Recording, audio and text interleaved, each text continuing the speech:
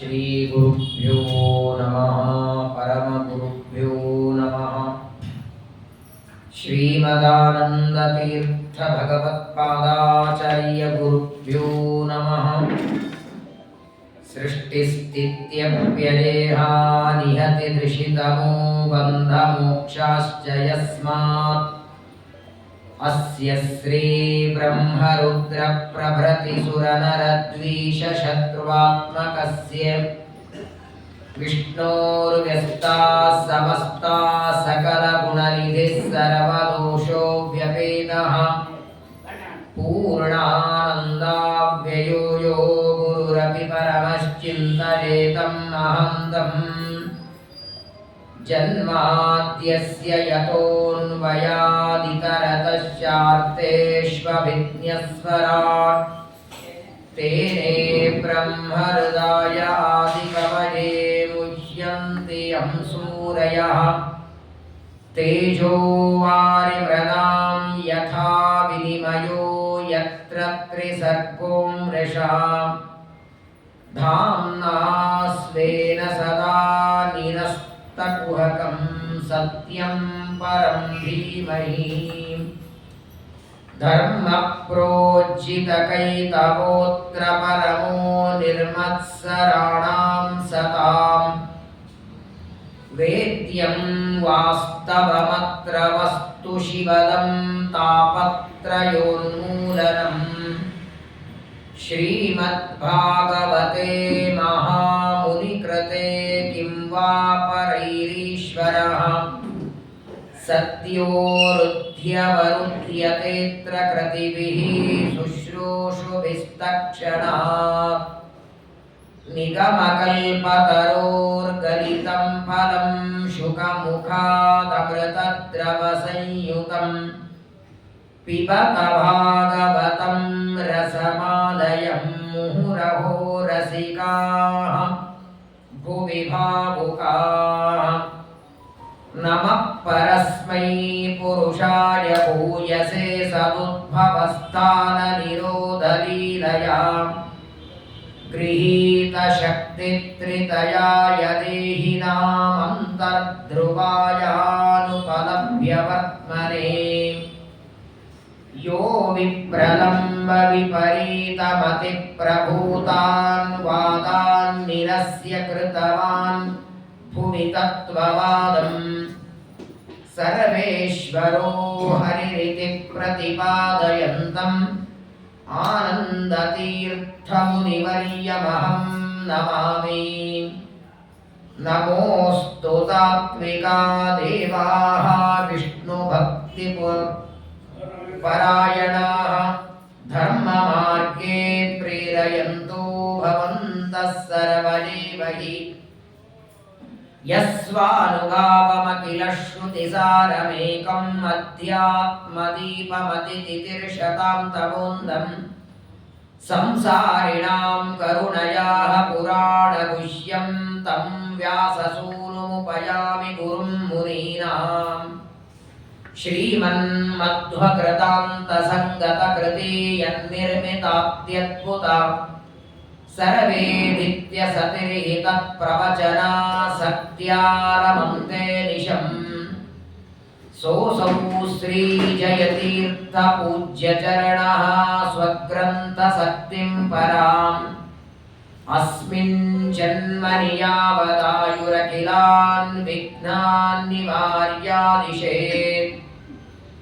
येनागाहि समस्तशास्त्रप्रतना रत्नाकरोलीलया येनाखण्डिकुवादि सर्वसुभटस्तोमो वचस्सायकैः येनास्तापि च मध्वशास्त्रविजयस्तम्भोधरामण्डले तं सेवे जयतीर्थवीरमनिशम् मध्वाख्यराजादृतम् आपादमौलिपर्यन्तं गुरूणामाकृतिं स्मरेत् तेन विघ्नाः प्रणश्यन्ति सिद्ध्यन्ति च मनोरथाः।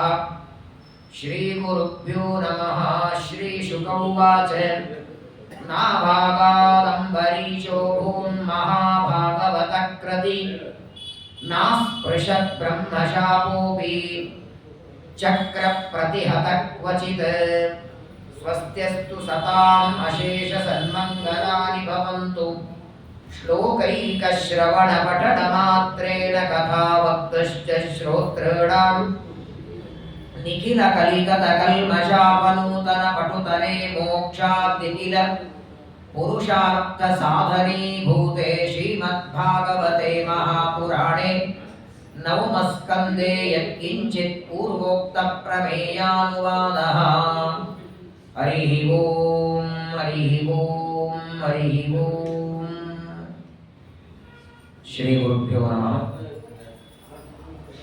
ಆಷಾಢ ಮಾಸದ ಕೃಷ್ಣ ಪಕ್ಷ ಚತುರ್ಥಿ, ನಾಳೆಗೆ ಪಂಚಮಿ, ನಾಡಿದ್ದು ಷಷ್ಠಿ. ಟೀಕಾಕೃತ್ಪಾದರ ಆರಾಧನೆಯ ಪುಣ್ಯ ಪರ್ವಕಾಲ. ಮಂತ್ರಾಲಯ ಪ್ರಭುಗಳನ್ನ ಗುರು ಸಾರ್ವಭೌಮ ಅಂತ ಕರೀತಾರೆ. ಟೀಕಾಕೃತ್ಪಾದರನ್ನ ಸುರ ಸಾರ್ವಭೌಮ ಅಂತ ಕರೀತಾರೆ. ದೇವಲೋಕದ ಗುರು, ಕೈಗೊಬ್ಬ ಕಾಲಿಗೊಬ್ಬ ಆಳುಗಳು, ಅಪ್ಸರಾ ಸ್ತ್ರೀಯರು, ನೂರಾರು ದಾಸ ದಾಸಿಯರು, ಸೇವಕರು. ಇಂದ್ರದೇವರ ವೈಭವ ಹೇಗಿದೆ ಅಂತ ಭಾಗವತ ವರ್ಣನ ಮಾಡುತ್ತದೆ. ಅಂತಹ ದೇವಲೋಕದ ಗುರು, ಎಲ್ಲ ದೇವತೆಗಳಿಗೆ ಒಡೆಯ, ತಾರತಮ್ಯದಲ್ಲಿ 8ನೇ ಕಕ್ಷಾದಲ್ಲಿ ಬರುವ ವ್ಯಕ್ತಿ. ಅಂತಹ ಎಲ್ಲ ದೇವತೆಗಳ ಸಮಗ್ರ ಸ್ವರ್ಗಲೋಕದ ಸಂಪತ್ತಿಗೆ ಒಡೆಯ ಎರಗೋಳದ ಗುಹೆಯೊಳಗೆ ಜೋಳದ ನುಜ್ಜು ತಿಂದು ಗ್ರಂಥ ಬರೀತಿದ್ದಾರೆ. ವೈರಾಗ್ಯ ಅಂದ್ರೆ ಸುಮ್ಮಲ್ಲ. ಏನೂ ಇಲ್ಲದಿದ್ದಾಗ, ಭೋಗ ಮಾಡುವುದಕ್ಕೆ ಇಲ್ಲ ಅಂದಾಗ ವೈರಾಗ್ಯ ತಾನೇ ಬರ್ತದೆ. ಅಭಾವ ವೈರಾಗ್ಯ.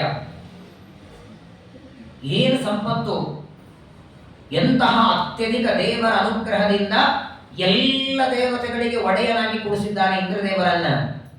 ಅದೆಷ್ಟು ಪ್ರೀತಿ ಮಾಡ್ತಾನೆ ಇಂದ್ರದೇವರ ಮೇಲೆ. ಅಂತಹ ದೇವೇಂದ್ರನ ಅವತಾರ ಶೇಷದೇವರ ಆವೇಶ ನಮ್ಮ ಟೀಕಾಕೃತ್ಪಾದರು. ವಿಶೇಷವಾಗಿ ಇವತ್ತು ನಾಳೆ ನಾಡಿದ್ದು ಟೀಕಾರಾಯರ ಸ್ಮರಣೆ. ಏನ್ ಬೇಡ, ಟೀಕಾರಾಯರನ್ನ ಸ್ತೋತ್ರ ಮಾಡುವಾಗ ಹೇಳ್ತಾರ ಸ್ವೇ ದಾಸವರ್ಗೇ ಪಿಮಾಂ. ಟೀಕಾರಾಯರನ್ನ ವ್ಯಾಸತೀರ್ಥರು ಸ್ತೋತ್ರ ಮಾಡುವಾಗ ಹೇಳ್ತಾರೆ, ನಿಮ್ಮ ಆರಾಧನೆಯಲ್ಲಿ ನಾನು ಪಾರಾಯಣ ಮಾಡಿದ್ರೆ, ಜಪ ಮಾಡಿದ್ರೆ, ಪ್ರದಕ್ಷಿಣೆ ಹಾಕಿದ್ರೆ, ಏನಾದರೂ ಒಳ್ಳೇದು ಮಾಡಿದ್ರೆ ನೀವು ಒಂದೇ ಮಾಡಿ ನಿಮ್ಮ ದಾಸರ ವರ್ಗದಲ್ಲಿ ನನ್ನನ್ನು ಸೇರಿಸ್ಕೊಳ್ರಿ. ಇಷ್ಟು ಬೇಡ್ಕೊಳ್ಳೋಣ ಸಾಕಂತೆ. ಸ್ವೇ ದಾಸವರ್ಗೇ ಪಿಮಾಂ. ಅನಂತ ಗುಣ ಪರಿಪೂರ್ಣನಾದ ಭಗವಂತನ ಪಾದದಿಂದ ಉದ್ಭವಿಸಿದ ಗಂಗೆ ಪ್ರಾಯ ಇಡೀ ಜಗತ್ತಿನೊಳಗೆ ಅತ್ಯಂತ ರಭಸವಾಗಿ ಹರಿಯೋದು ಅಂದ್ರೆ ಗಂಗೆ. ಆ ಗಂಗೆನೂ ನಾಚಿಲ್ಲಂತೆ. ಟೀಕಾರಾಯರ ಮಾತನ್ನ ಕೇಳಿ, ಜಯತೀರ್ಥ ವರ್ಯ ವಚಸಾಂ ಧಾಟಿ ಸ್ವರ್ಧುನಿ ಚೇಟಿ ಭವತ. ಸ್ವರ್ಧುನಿ ದೇವಲೋಕದ ಗಂಗೆ ಟೀಕಾಕೃತ್ಪಾದರ ಮಾತುಗಳನ್ನ ಕೇಳಿ ಚೇಟಿ ಅಂದ್ರೆ ದಾಸಿಯಾದ. ಏನ್ ಮಾತುಗಳು! ಶ್ರೀಮನ್ಯಾಯ ಸುಧಾದಲ್ಲಿ ಒಂದೇ ಮಾತು, ಪ್ರತ್ಯಕ್ಷ ವಚ್ಚ ಪ್ರಾಮಾಣ್ಯಂ ಸ್ವತಯೇ ಆಗಮಸ್ಯ ಹಿ. ಒಂದೇ ಮಾತು ಅನುವ್ಯಾಖ್ಯಾನ ಬರೀತಾರೆ ಟೀಕಾರಾಯರು. 3 ದಿನ ಆರಾಧನೆಯಲ್ಲಿ ಮಾತ್ರ ಅವರ ಸ್ಮರಣೆ ಸಾಲುವುದಿಲ್ಲ. ಟೀಕಾಚಾರ್ಯರ ಪಾದ ಸೋಕಿದ ಕೊನೆ ಧೂಳಿ. ವಿಜಯದಾಸರ ಮಾತು ನೋಡಿ, ಕೊನೆ ಧೂಳಿ ಸಿಕ್ಕರೂ ಸಾಕತ್ತೆ. ಈ ಮುನಿ ಬಲಿದರೆ ಅವನೇ ಭಾಗ್ಯವಂತ. ಒಂದು ಗ್ರಂಥ ಬರಿಬೇಕಾದ್ರೆ ಯಾರಿಂದಾದ್ರೂ ಪಾಠ ಹೇಳಿಸ್ಕೊಂಡಿರ್ಬೇಕು, ಯಾರಾದರೂ ಉಪದೇಶ ಮಾಡಿರ್ಬೇಕು. ನಮ್ಮ ಟೀಕಾರಾಯರಿಗೆ 2 ಉಪದೇಶ ಆಗಿದೆ. ಸರ್ವೋತ್ತಮನಾದ ಶ್ರೀಕೃಷ್ಣ ಪರಮಾತ್ಮ ಭಗವದ್ಗೀತೆಯನ್ನ ಅರ್ಜುನನಾದಾಗ ಉಪದೇಶ ಮಾಡಿದ್ದಾನೆ. ಜೀವೋತ್ತಮರಾದ ಮಧ್ವಾಚಾರ್ಯರು ಎತ್ತಾದಾಗ ಉಪದೇಶ ಮಾಡಿದ್ದಾರೆ. ಸರ್ವೋತ್ತಮ ಜೀವೋತ್ತಮ ಇಬ್ಬರ ಉಪದೇಶದ ಪರಿಪಾಕ ತುಂಬಿ ಹರಿತಾ ಇದೆ ಅನ್ನೋದಕ್ಕಾಗೇನೆ ಇವತ್ತು ವಿಶ್ವಮಾನ್ಯ ಪದ್ಮನಾಭ ತೀರ್ಥರು ಆಚಾರ್ಯರ ಗ್ರಂಥಗಳಿಗೆ ಟೀಕೆ ಬರೆದಿದ್ದಾರೆ. ಆದರೆ ಟೀಕಾಚಾರ್ಯರು ಅಂತ ಪ್ರಸಿದ್ಧರಾಗಿ ಜಗತ್ತಿನಲ್ಲಿ ಮೆರೆದವರು ನಮ್ಮ ಜಯತೀರ್ಥರು ಟೀಕಾಕೃತ್ಪಾದರು. ಅವರ ಆರಾಧನೆ ಇವತ್ತು ನಾಳೆ ನಾಡಿದ್ದು. ಆರಾಧನೆ ಕೇವಲ ಆಷಾಢ ಮಾಸದಲ್ಲೆಲ್ಲ, ಪ್ರತಿ ಕ್ಷಣದಲ್ಲಿ ಅವರ ಒಂದೊಂದು ಗ್ರಂಥ, ಒಂದು ಅಕ್ಷರ ಓದಿದ್ರು ಆರಾಧನೆ. ಅವರ ಆರಾಧನೆ ಅಂದ್ರೆ ಕೇವಲ ಪ್ರದಕ್ಷಿಣೆ, ನಮಸ್ಕಾರ, ಪಂಚಾಮೃತ, ಅಭಿಷೇಕ, ರಥೋತ್ಸವ, ಊಟ ಮಾತ್ರವಲ್ಲ. ಸೋಸೌ ಶ್ರೀ ಜಯತೀರ್ಥ ಪೂಜ್ಯ ಚರಣ ಸ್ವಗ್ರಂಥ ಶಕ್ತಿಂ ಪರಾಂ ಅಸ್ಮಿನ್ ಜನ್ಮನಿ ಯಾವದಾಯು ಅಖಿಲಾನ್ ವಿಘ್ನಾನ್ ನಿವಾರ್ಯಾದಿಶೇ. ನಾವೆಲ್ಲರೂ ಬೇಡ್ಕೊಳ್ಳೋದೊಂದೇ, ಆಯುಷ್ಯ ಎಷ್ಟಿದೆ ಗೊತ್ತಿಲ್ಲ, ಇರುವ ಆಯುಷ್ಯದೊಳಗೆ ನಿಮ್ಮ ಗ್ರಂಥಗಳ ಶ್ರವಣಾದರೂ ಆಗಲಿ, ಕೊನೆಗೆ ಅರ್ಥ ಮಾಡಿಕೊಂಡು ಓದುವಷ್ಟು ವ್ಯಾಸರಾಜರೇ ಸಮರ್ಥರು. ವ್ಯಾಸರಾಜರು, ವಿದ್ಯಾಧೀಶರು, ಶ್ರೀಪಾದರಾಜರೇ ನಿಮ್ಮ ಗ್ರಂಥಗಳ ಓದೋದಕ್ಕೆ ಅರ್ಥ ಮಾಡ್ಕೊಳ್ಳೋದಕ್ಕೆ ಸಮರ್ಥರು, ನಮ್ಮಂತಹ ಮಾನವರಲ್ಲ. ಕೊನೆಯ ಪಕ್ಷ ನೀವು ಬರೆದ ಗ್ರಂಥ ಒಂದು ಬಾರಿ ಕಿವಿ ಮೇಲಾದರೂ ಬಿದ್ದು ಹೋಗಲಿ, ಜನ್ಮ ಪಾವನ ಆಗಲಿ ಅಂತ ಟಿಕ್ಕರಾಯರನ್ನ ಸ್ಮರಣೆಯನ್ನು ಮಾಡ್ತಾ ನಾಳೆ ನಾಡಿದ್ದು ಇನ್ನು ವಿಶೇಷವಾಗಿ ಅವರ ಕೆಲವು ಮಹಿಮೆಗಳನ್ನು ತಿಳಿಯೋಣ. ಅಂತಹ ಜಯತೀರ್ಥರ ಆರಾಧನೆಯ ಪುಣ್ಯ ಪರ್ವಕಾಲ, ಚಾತುರ್ಮಾಸ್ಯದ ಪರ್ವಕಾಲ ನಡೀತಾ ಇದೆ. ಶ್ರೀಮದ್ ಭಾಗವತದ 9ನೇ ಸ್ಕಂದದಲ್ಲಿ ಸೂರ್ಯವಂಶದ ರಾಜರ ಕಥೆಗಳನ್ನು ಶ್ರವಣ ಮಾಡ್ತಾ ಇದ್ದೇವೆ. ಒಬ್ಬೊಬ್ಬ ರಾಜರ ಕಥೆ ಹಿನ್ನೆಲೆಯಲ್ಲಿ ಆ ರಾಜರು ಮಾಡಿದ ಭಗವಂತನಲ್ಲಿ ಮಾಡಿದ ಭಕ್ತಿ, ಅವರು ಮಾಡಿದ ತಂದೆ ತಾಯಿಗಳ ಸೇವೆ, ಅವರ ಮೇಲೆ ದೇವತೆಗಳ ಅನುಗ್ರಹ, ಇದನ್ನೆಲ್ಲ ಶ್ರವಣ ಮಾಡುತ್ತಿದ್ರೆ ಆ ರಾಜನ ಕಥೆ ಕೇಳುವಾಗೆಲ್ಲ ನಮಗೂ ದೇವರಲ್ಲಿ ಭಕ್ತಿ ಬರ್ತದೆ. ನಿನ್ನೆ ದಿವಸ ನಾಭಾಗನ ಕಥೆಯನ್ನ ಶ್ರವಣ ಮಾಡಿದ್ದೇವೆ. ವೈವಸ್ವತ ಮನುವಿನ ಕೊನೆ ಮಗನಾದ ನಾಭಾಗನಿಗೆ ಆಸ್ತಿಯಲ್ಲಿ ಯಾವ ಭಾಗನೂ ಅಣ್ಣಂದರು ಕೊಳ್ಳಿಲ್ಲ. ಏನಪ್ಪ ನನ್ನ ಪಾಲಿಗೆ ಅಂದಾಗ ವೃದ್ಧರಾದ ತಂದೆ ತಾಯಿಗಳೇ ನಿಮ್ಮ ಆಸ್ತಿ ತಗೊಂಡು ಹೋಗು ಅಂದಾಗ ಸರಿ ಅಂತ ಉಟ್ಟ ಬಟ್ಟೆ ಮೇಲೆ ತಂದೆ ತಾಯಿಗಳನ್ನ ರಾಜ್ಯದಿಂದ ಹೊರ ಕರ್ಕೊಂಡು ಬರ್ತಾನೆ. ಅವರು ಹೇಳಿದಂತೆ ತಂದೆ ತಾಯಿಗಳ ಆಜ್ಞೆಯಂತೆ ಯಜ್ಞವನ್ನ ಮಾಡಿ ಅಪಾರವಾದ ಸಂಪತ್ತು, ಕೇವಲ ಊಟಕ್ಕೆ ಬಟ್ಟೆಗೆ ಹೊಟ್ಟೆಗೆ ಮಾತ್ರವಲ್ಲ, ಮನೋನಿಯಾಮಕರಾದ ರುದ್ರದೇವರು ನಾಭಾಗನಿಗೆ ಉಪದೇಶ ಮಾಡ್ತಾರೆ. ಆ ನಾಭಾಗನ ವಂಶವನ್ನ ಶುಕಾಚಾರ್ಯರು ಮುಂದುವರೆಸ್ತಾರೆ. ನಾಭಾಗಾದಂಬರೀಶೋ ಭೂನ್ ಮಹಾಭಾಗವತ ಕೃತಿ ನಾಸ್ಪೃಶತ್ ಬ್ರಹ್ಮಶಾಪೋಪಿ ಚಕ್ರ ಪ್ರತಿಹತ ಕ್ವಚಿತ್. ನೋಡು ಪರೀಕ್ಷಿತ, ಯಾವ ನಾಭಾಗ ತಂದೆ ತಾಯಿಗಳ ಸೇವೆ ಮಾಡಿ ರುದ್ರದೇವರ ಅನುಗ್ರಹ ಪಡೆದ ಆ ನಾಭಾಗ ಮುಂದೆ ವಿವಾಹ ಮಾಡಿಕೊಳ್ತಾನೆ. ಅವನಿಗೆ ಒಬ್ಬ ಮಗ ಹುಟ್ಟುತ್ತಾನೆ, ಮಹಾ ಪುಣ್ಯವಂತನಾದ ಮಗ, ಕೀರ್ತಿಶಾಲಿಯಾದಂತಹ ಮಗ. ಅವನಿಗೆ ಅಂಬರೀಷ ಅಂತ ಹೆಸರಿಟ್ಟಿದ್ದಾರೆ. ಪ್ರಾಯ ಒಂದು ರಾಜ್ಯ, ಒಂದು ದೇಶ ಆಳುವ ರಾಜನಿಗೆ ದೊಡ್ಡ ಹೆಮ್ಮೆ ಇರುತ್ತೆ, ನಾನು ರಾಜ ಅಂತ. ಅದು ತಾತ್ಕಾಲಿಕವಾಗಿ ಆಳುತ್ತಿರ್ತಾರೆ. ಅಂಬರೀಷ ಮಹಾರಾಜ ಒಂದು ರಾಜ್ಯವಲ್ಲ, 7 ದ್ವೀಪಗಳನ್ನು ಆಳುತ್ತಿದ್ದ. ಒಂದು ಜಂಬೂ ದ್ವೀಪದಲ್ಲಿ ಇರುವ ಒಂದು ರಾಜ್ಯವನ್ನು ಆಳದವನೇ ಇಷ್ಟ ಅಹಂಕಾರ ಪಡ್ತಾನೆ. 7 ದ್ವೀಪದ ಒಡೆಯವನು. ಜಂಬೂ ದ್ವೀಪ, ಕುಶದ್ವೀಪ, ಶಾಕರ ದ್ವೀಪ, ಕ್ರೌಂಚ ದ್ವೀಪ, ಪುಷ್ಕರ ದ್ವೀಪ, 7 ದ್ವೀಪಗಳ ರಾಜ ಆಳುತ್ತಿದ್ದ. ಆದರೆ ದೇವರಲ್ಲಿ ಭಕ್ತಿ ಮಾತ್ರ ಕಡಿಮೆ ಇಲ್ಲ. ಪ್ರಾಯ ರಾಜ್ಯ ಆಳುವ ನೆಪದೊಳಗೆ ಜಪ, ಪೂಜೆ, ಪಾರಾಯಣ ಎಲ್ಲ ನಿಂತು ಹೋಗುತ್ತೆ. ಅಷ್ಟು ದೊಡ್ಡ ಜವಾಬ್ದಾರಿ ತಲೆ ಮೇಲಿದ್ರೂ ಕೂಡ ತಾನು ಮಾಡುವ ಸೇವೆ ಮಾತ್ರ ಒಂದು ದಿನ ತಪ್ಪಿಸ್ತಿರ್ಲಿಲ್ಲ. ಅನ್ನೋದಕ್ಕಾಗಿ ಭಗವಂತ ತನ್ನ ಸುದರ್ಶನ ಚಕ್ರ ಕೊಟ್ಟಿದ್ದ. ಯಾವಾಗಲೂ ನಿನಗೆ ಆಪತ್ತು ಬಂದಾಗ ಇದು ರಕ್ಷಣೆ ಮಾಡುತ್ತೆ ಅಂತ ದೇವರು ಕೊಟ್ಟಿದ್ದಾನೆ. ಹೇಗೋ ಚಕ್ರ ಕೊಟ್ಟಿದ್ದಾನೆ, ಕಂಡವರನ್ನ ಹೆದರಿಸ್ತಿರ್ಲಿಲ್ಲ ಇವರು. ಪ್ರಜೆಗಳನ್ನ ದಬ್ಬಾಳಿಕೆ ಮಾಡಿ ನಾನು ಬೇಡಿದುಕೊಳ್ಳಿಲ್ಲ ಅಂತ ಚಕ್ರ ಬಿಡ್ತೇನೆ ಮೈ ಮೇಲೆ ಅಂತ ಹೆದರಿಸಬಹುದಾಗಿತ್ತು, ಹಾಗೆ ಮಾಡಲಿಲ್ಲ. ದೇವರು ಕೊಟ್ಟ ಸುದರ್ಶನ ಚಕ್ರವನ್ನ ಶಾಲಿಗ್ರಾಮದ ಜೊತೆಗೆ ಇಟ್ಟು ಪೂಜೆ ಮಾಡ್ತಿದ್ದ. ಒಂದು ದಿನ ಆ ಚಕ್ರದ ದುರುಪಯೋಗ ಮಾಡ್ಕೊಂಡಿರಲಿಲ್ಲ. ಎಂತ ಭಕ್ತ ನೋಡಿ, ಪ್ರಾಯ ನಮ್ಮ ಮನೆಯಲ್ಲಿ ಒಂದು 3 ಜನ ಇರ್ತೇವೆ, ಒಂದು 4 ಬೆಳ್ಳಿ ಪಾತ್ರೆ ಇರುತ್ತೆ ದೇವರ ಪೂಜೆಗಿರೋ, 2 ಲೋಟ, 2 ತಿರುಸೌಟು, 1 ಅಕ್ಷತೆ ತಟ್ಟೆ, ಅಷ್ಟು ತೊಳಿಲಿಕ್ಕಾಗದೆ ಭಾಂಡಿಯವರಿಗೆ ಕೊಟ್ಬಿಟ್ಟಿರ್ತೀವಿ ನಾವು. ಬಹಳ ಅಂದ್ರೆ 2 ಗೇಣು, 2 ಮಳ ಇರಲ್ಲ ದೇವರ ಮನೆ, ಅತೀ ಚಿಕ್ಕದು, ಅಷ್ಟು ಕಸ ಬೆಳಿಲಿಕ್ಕೂ ಆಗಲ್ಲ ನೋಡಿ. ದೇವರ ಮನೆಯ ಕಸ, ದೇವರ ಪಾತ್ರೆ ತೊಳ್ಕೊಳ್ಳೋದು, ದೇವರ ಪೂಜೆಗೆ ಹೂವ ತುಳಸಿಗಳನ್ನು ಬಿಡಿಸಿಕೊಳ್ಳೋದು, ದೇವರ ನೈವೇದ್ಯಕ್ಕೆ ಅಡಿಗೆ ಸಿದ್ಧ ಮಾಡಿಕೊಳ್ಳೋದು, ಇದು ಎಷ್ಟು ನೀವು ಬೇರೆಯವರಿಗೆ ಹೇಳ್ತೀರೋ ಪುಣ್ಯ ಹಂಚಿ ಹೋಗಿ ಬಿಡುತ್ತದೆ. 100 ಅಲ್ಲ, 1000 ಅಲ್ಲ, ಲಕ್ಷ ಅಲ್ಲ, ಕೋಟಿ ಕೋಟಿ ಜನ ಅಂಬರೀಷನ ಕೆಳಗೆ ಕೆಲಸಕ್ಕಿದ್ದಾರೆ. ಆಜ್ಞೆ ಮಾಡಿದ್ರೆ ಸಾಕು, ನಾನು ಅಂತ ಮಾಡೋದಕ್ಕೆ ಇದ್ದಾರೆ. ಅಷ್ಟು ಜನ ಸೇವಕರಿದ್ರು. ದೇವರ ಮನೆ ಕಸ ಇನ್ನೊಬ್ಬರಿಗೆ ಬಿಡ್ತಿರ್ಲಿಲ್ಲ ಅಂತ ಬೆಳೆಯೋದಕ್ಕೆ. ತಾನೇ ದೇವರ ಮನೆ ಕಸ ಬೆಳಿಬೇಕು, ದೇವರ ಮನೆ ಕಸ ಗೂಡಿಸ್ಬೇಕು, ಒರೆಸ್ಬೇಕು, ರಂಗವಲ್ಲಿ ಹಾಕಬೇಕು. ಇವತ್ತಿಗೂ ಅನೇಕ ಪೀಠಾಧಿಪತಿಗಳು ತಮ್ಮ ಮಂಟಪದ ಕೆಳಗೆ ರಂಗವಲ್ಲಿ ತಾವೇ ಹಾಕೊಳ್ತಾರೆ. ಭಗವಂತನ ಸೇವೆ ಜಗನ್ಮಾತೆಯಾದ ಲಕ್ಷ್ಮೀದೇವಿನೇ ಛತ್ರ ಚಾಮರ ವ್ಯಜನ ರೂಪದಿಂದ ಮಾಡುವಾಗ ನಾವೆಲ್ಲರೇ ಅತ್ಯಲ್ಪ ಮಾನವರು. ಓ, ನಾನು ದೇವರ ಪೂಜೆ ಮಾಡ್ತೇನೆ, ಈ ಪಾತ್ರೆ ತಿಕ್ಕೊಡು, ನೀನೇ ಕಸ ಬಳಿ ಅಂತ ಇನ್ನೊಬ್ಬರಿಗೆ ಹಾಕೋದಲ್ಲ. ಸವೈಮನ ಕೃಷ್ಣ ಪದಾರವಿಂದಯೋ ವಚಾಂಸಿ ವೈಕುಂಠ ಗುಣಾನುವರ್ಣನೆ ಕರೌ ಹರೇರ್ ಮಂದಿರ ಮಾರ್ಜನಾದಿಷು ಶ್ರುತಿಂ ಚಕಾರಾಚ್ಯುತ ಸತ್ಕಥೋದರೇ. ಅಂಬರೀಷ ಮಹಾರಾಜ ಒಂದು ದಿನ ಭಗವಂತನ ಮನೆಯ ಕಸ ಬಳಿಯುವುದನ್ನು ಬಿಡಲಿಲ್ಲ.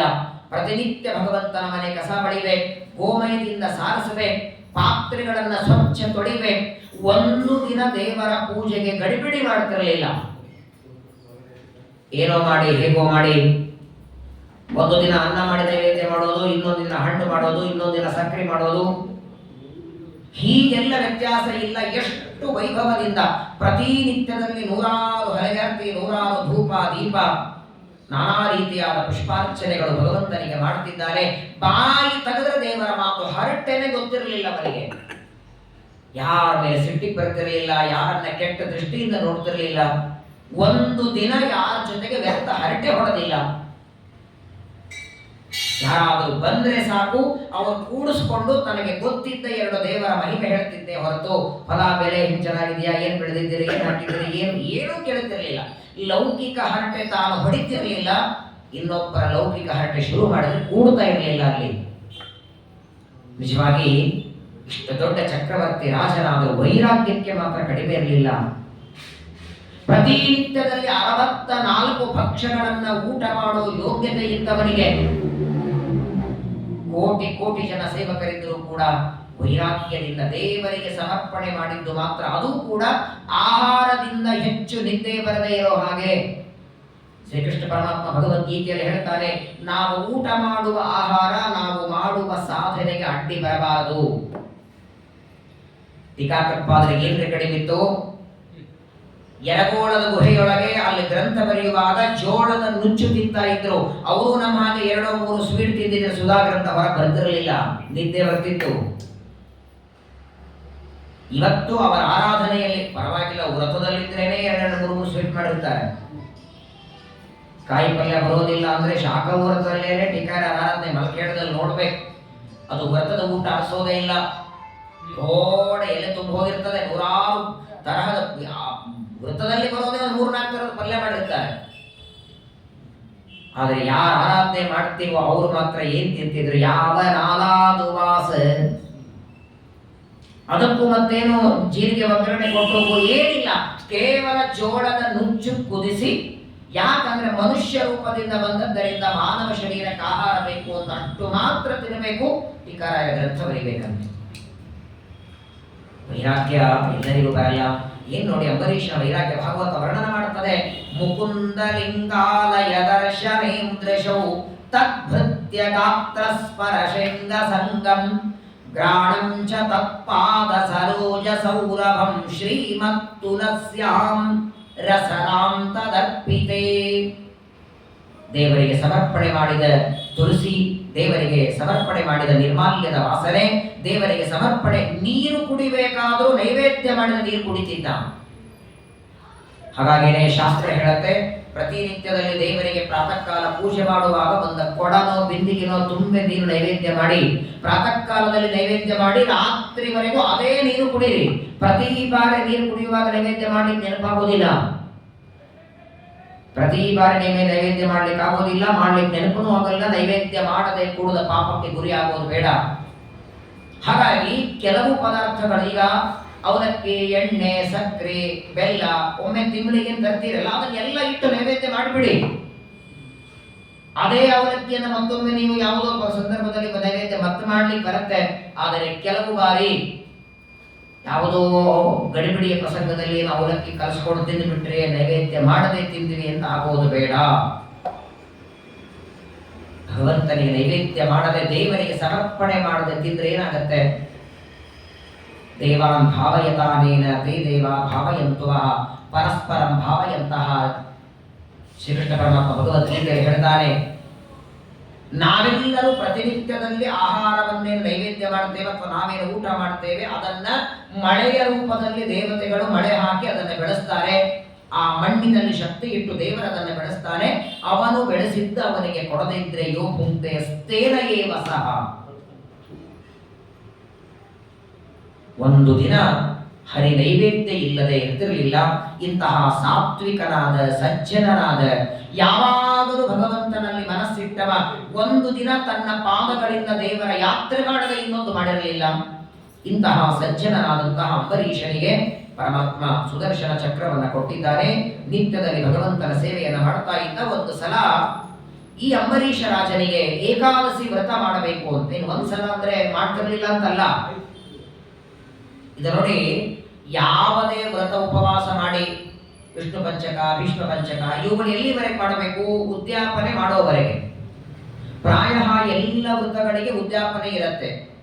ಅದು ಇಷ್ಟು ವರ್ಷ ಅಂತ ವ್ರತ ಮಾಡಿ ಅದರ ಉದ್ಯಾಪನೆ ಆಯಿತು ಅಂದ್ರೆ ಮುಗಿದ ಮುಂದೊಂದು ವ್ರತ ಮುಂದುವರಿಸಬೇಕಾಗಿಲ್ಲ.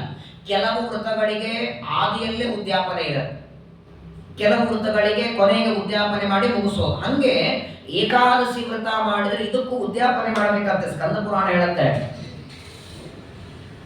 ಅಂದ್ರೆ ಏನಂತ? ಏಕಾದಶಿ ವ್ರತ ಮಾಡಿ ಉದ್ಯಾಪನೆ ಮಾಡಿದ ಮೇಲೆ ಮುಂದಿನ ಏಕಾದಶಿ ಮಾಡೋ ಅವಶ್ಯಕತೆ ಇಲ್ಲ.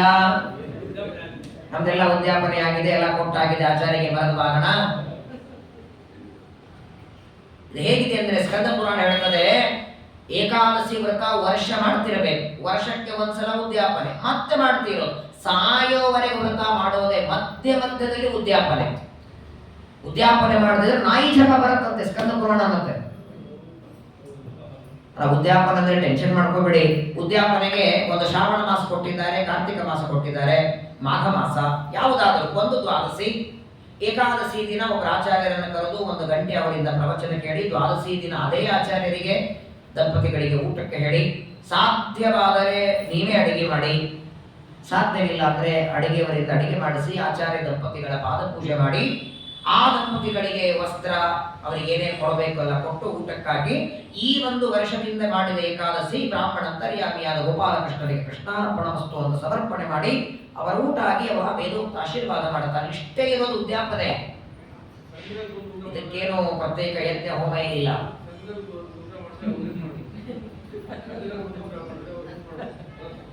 ಸಂಘದಲ್ಲಿ ಉದ್ಯಾಪನೆ ಮಾಡಿ, ಸಂಘದಲ್ಲಿ ಡೈಲಿ ಉದ್ಯಾಪನೆ ನಡೀತಿರ್ತದೆ. ಸ್ಕಂದ ಪುರಾಣದಲ್ಲಿ ವರ್ಷಕ್ಕೊಂದ್ಸಲ ಹೇಳ್ತಾರೆ, ನಿಮ್ಮ ಸಂಘದಲ್ಲಿ ಪ್ರತಿ ದ್ವಾದಶಿ ಉದ್ಯಾಪನೆ ಇರ್ತದೆ ಅಲ್ವಾ? ಏಕಾದಶಿ ವ್ರತಕ್ಕಿಂತಲೂ ದ್ವಾದಶಿ ಪಾಲನೆಗೆ ಬಹಳ ಮಹತ್ವ. ಅಂತೇಳಿ ಏಕಾದಶಿ ಬಿಡೋದು ಅಂತ ಅರ್ಥ ಅಲ್ಲ. ಏಕಾದಶಿ ವ್ರತ ಕಡ್ಡಾಯವಾಗಿ ಅನಿವಾರ್ಯವಾಗಿ ಮಾಡಲೇಬೇಕು. ಕೆಲವರು ಅಂತಾರೆ, ನಾಳೆ ದ್ವಾದಶಿ ಪಾಲನೆ ಬರ್ತಾರೆ, ನಾವೇನು ಏಕಾದಶಿ ಮಾಡಿಲ್ಲ ಆಚಾರ್ಯ, ನಾವು ಅವಲತ್ತಿದ್ದೀವಿ, ಮಾಡಿದವ್ರಿಗೆ ಕರೀರಿ ಅಂತಾರೆ.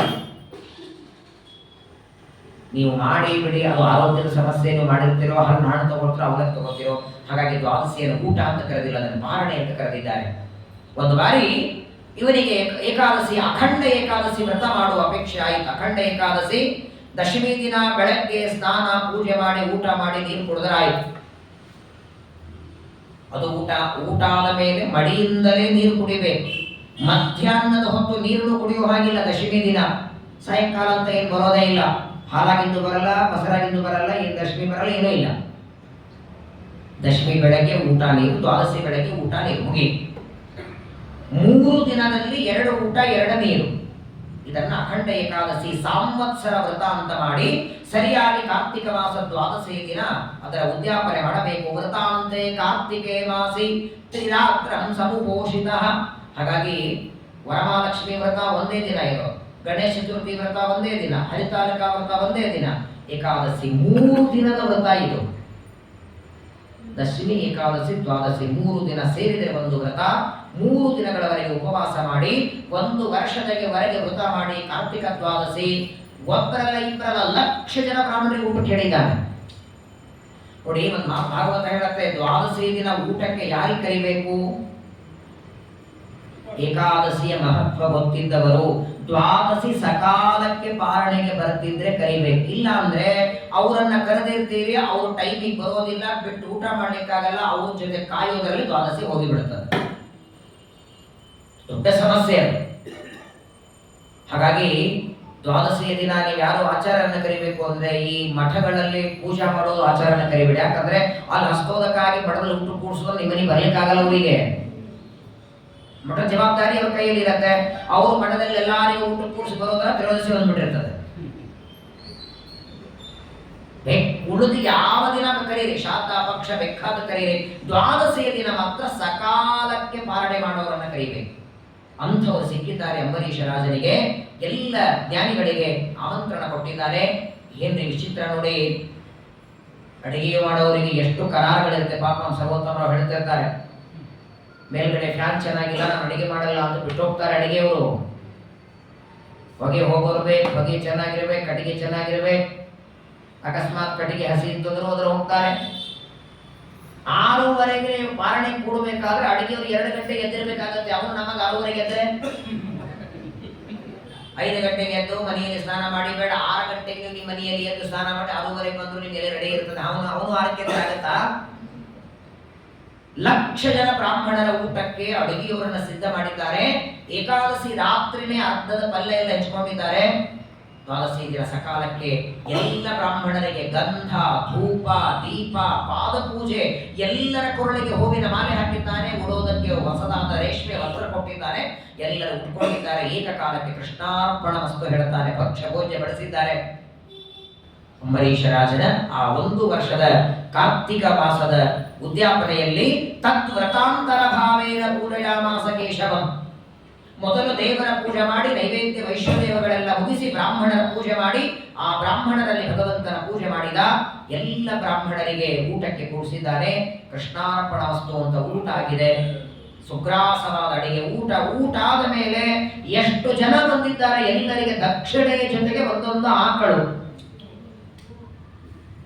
ತಾಮ್ರದಲ್ಲ, ಹಿತ್ತಾಳಿದಲ್ಲ, ಪ್ರತ್ಯಕ್ಷವಾದ ಆಕಳು, ಆಕಳಿಗೆ ಕರು, ಆಕಳ ತಲೆ ಮೇಲೆ ಒಂದು ಬಂಗಾರದ ಕೋಡು, ಆಕಳಿಗೆ ಹೊದೆಯೋದಕ್ಕೆ ಒಂದು ಬಟ್ಟೆ, ಪಾತ್ರೆ, ನೀರು ಕುಡಿಯೋದಕ್ಕೆ ಬಂಗಾರ ಪಾತ್ರೆ, ಹಾಲು ತೆಗೆಯೋದಕ್ಕೆ ಬಂಗಾರ ಪಾತ್ರೆ ಸಹಿತವಾದ ಆಕಳು. ಅಂತಹದ್ದು ಲಕ್ಷ ಬ್ರಾಹ್ಮಣರಿಗೆ ಕೊಟ್ಟಿದ್ದ. ಕೆಲವರ ಹತ್ರ ಇರತ್ತೆ, ಕೊಡೋ ಮನಸ್ಸು ಬೇಕಲ್ಲ, ಎರಡೂ ಇತ್ತು ಇವನ ಹತ್ರ. ಸಂಪತ್ತನೂ ಇತ್ತು, ಅದನ್ನ ದಾನ ಮಾಡೋ ಬುದ್ಧಿನೂ ದೇವರು ಕೊಟ್ಟಿದ್ದಾನೆ. ಎಲ್ಲ ಬ್ರಾಹ್ಮಣರಿಗೆ ಕೈ ತುಂಬೆ ದಕ್ಷಿಣೆ. ಅವ್ರು ತಗೊಂಡು ಹೋಗ್ಲಿಕ್ಕೆ ಅವರಿಗೆ ಆಗಿರ್ಲಿಕ್ಕಿಲ್ಲ, ಅಷ್ಟು ದಕ್ಷಿಣೆ ಕೊಟ್ಟಿದ್ದ. ಬೆಳ್ಳಿ, ಬಂಗಾರ, ಆಕಳು, ರತ್ನ, ಮುತ್ತು ಎಲ್ಲವನ್ನ ಕೊಟ್ಟ. ಬ್ರಾಹ್ಮಣರೆಲ್ಲ ಆಶೀರ್ವಾದವನ್ನ ಮಾಡ್ತಾರೆ. 1 ವರ್ಷದ ವ್ರತ ಅನಂತ ಪಟ್ಟು ಆಗಲಿ. ಯಾಕೆ ನಾವು ಯಾವುದೇ ಕಾರ್ಯಕ್ರಮ ಮಾಡಿದ್ರು ಬ್ರಾಹ್ಮಣರನ್ನು ಯಾಕೆ ಕರೀತೇವೆ ಊಟಕ್ಕೆ ಗೊತ್ತಾ? ಶಾಂತನೆ ಮಾಡಲಿ, ಭಕ್ಷಣೆ ಮಾಡಲಿ, ಜಪ ಏನೇ ಮಾಡಿದ್ರು ಕೂಡ ಅವರೊಬ್ಬರು ತೃಪ್ತ ಆದರೆ ಸಾಕು.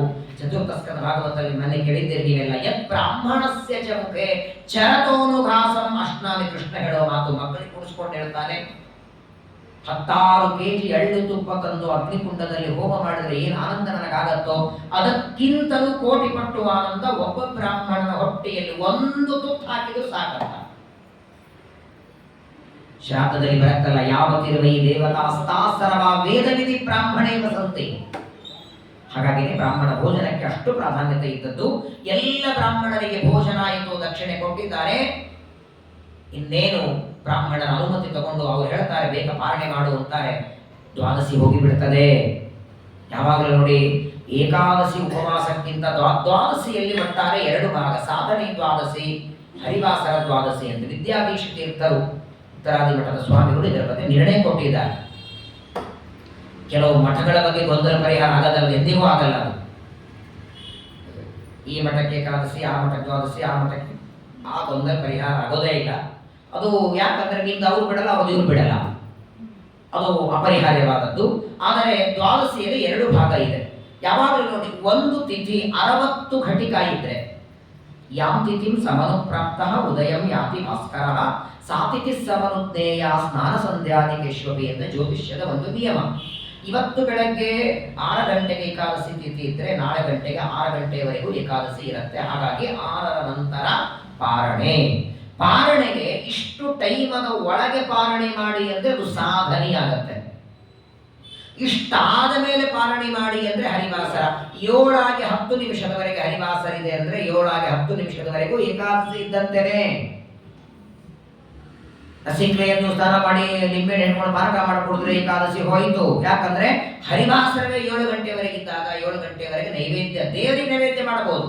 ರಮಾ ಬ್ರಹ್ಮಾದಿಗಳಿಗೆ ನೈವೇದ್ಯವೇ ಬರೋದಿಲ್ಲ 7 ಆಗೋವರೆಗೆ. ಹಾಗಾಗಿ ಹರಿವಾಸರ ಬರೋವರೆಗೆ ಕಾಯಬೇಕು. ಸಾಧನೆ ಆಗೋದ್ರೊಳಗೆ ಊಟ ಆಗಬೇಕು. ಸಾಧನೆ ದ್ವಾದಶಿ ಸಕಾಲಕ್ಕೆ ಪಾಲನೆ ಮಾಡಲಿಲ್ಲ ಅಂತ ಇಟ್ಕೊಳ್ಳಿ, 12 ಏಕಾದಶಿಯ ಪುಣ್ಯ ಹೋಗುತ್ತದೆ. ದ್ವಾದಶಿರಹಂತಿ ದ್ವಾದಶಿ ಚಾತಿ ಲಂಘಿತ. ಹಾಗಾಗಿ 90% ದ್ವಾದಶಿ ಬೇರೆ ಕಡೆ ಊಟಕ್ಕೆ ಹೋಗೋದಿಲ್ಲ ಬಹಳ ಜನ. ಕಾರಣ ಏನು ಅಂದ್ರೆ ಸಕಾಲಕ್ಕೆ ಆಗತ್ತೋ ಇಲ್ಲೋ. ಮನೆಯಲ್ಲಿದ್ರೆ ನೀವೇ ಒಂದಿಷ್ಟು ಅನ್ನ ತವಿನೋ ಅನ್ನ ಕಟ್ಟೋ ಮಾಡ್ಕೊಂಡು ವ್ರತ ಇದ್ರೆ ಮಾಡ್ಕೊಂಡು ಊಟ ಮಾಡಬಹುದು. 6:30 ಬನ್ನಿ ಅಂತಾರೆ, 6 ಕಾಲಿ ಬನ್ನಿ ಅಂತಾರೆ. ಮೇಲಿಂದ ಅಡಿಗೆ ತರಬೇಕು, ಎಲೆ ಹಾಕಬೇಕು, ಬಡಿಸೋ ಹೊತ್ತಿಗೆ 7-7:30 ಆಗಿ ಹೋಗಿರುತ್ತಲ್ಲ.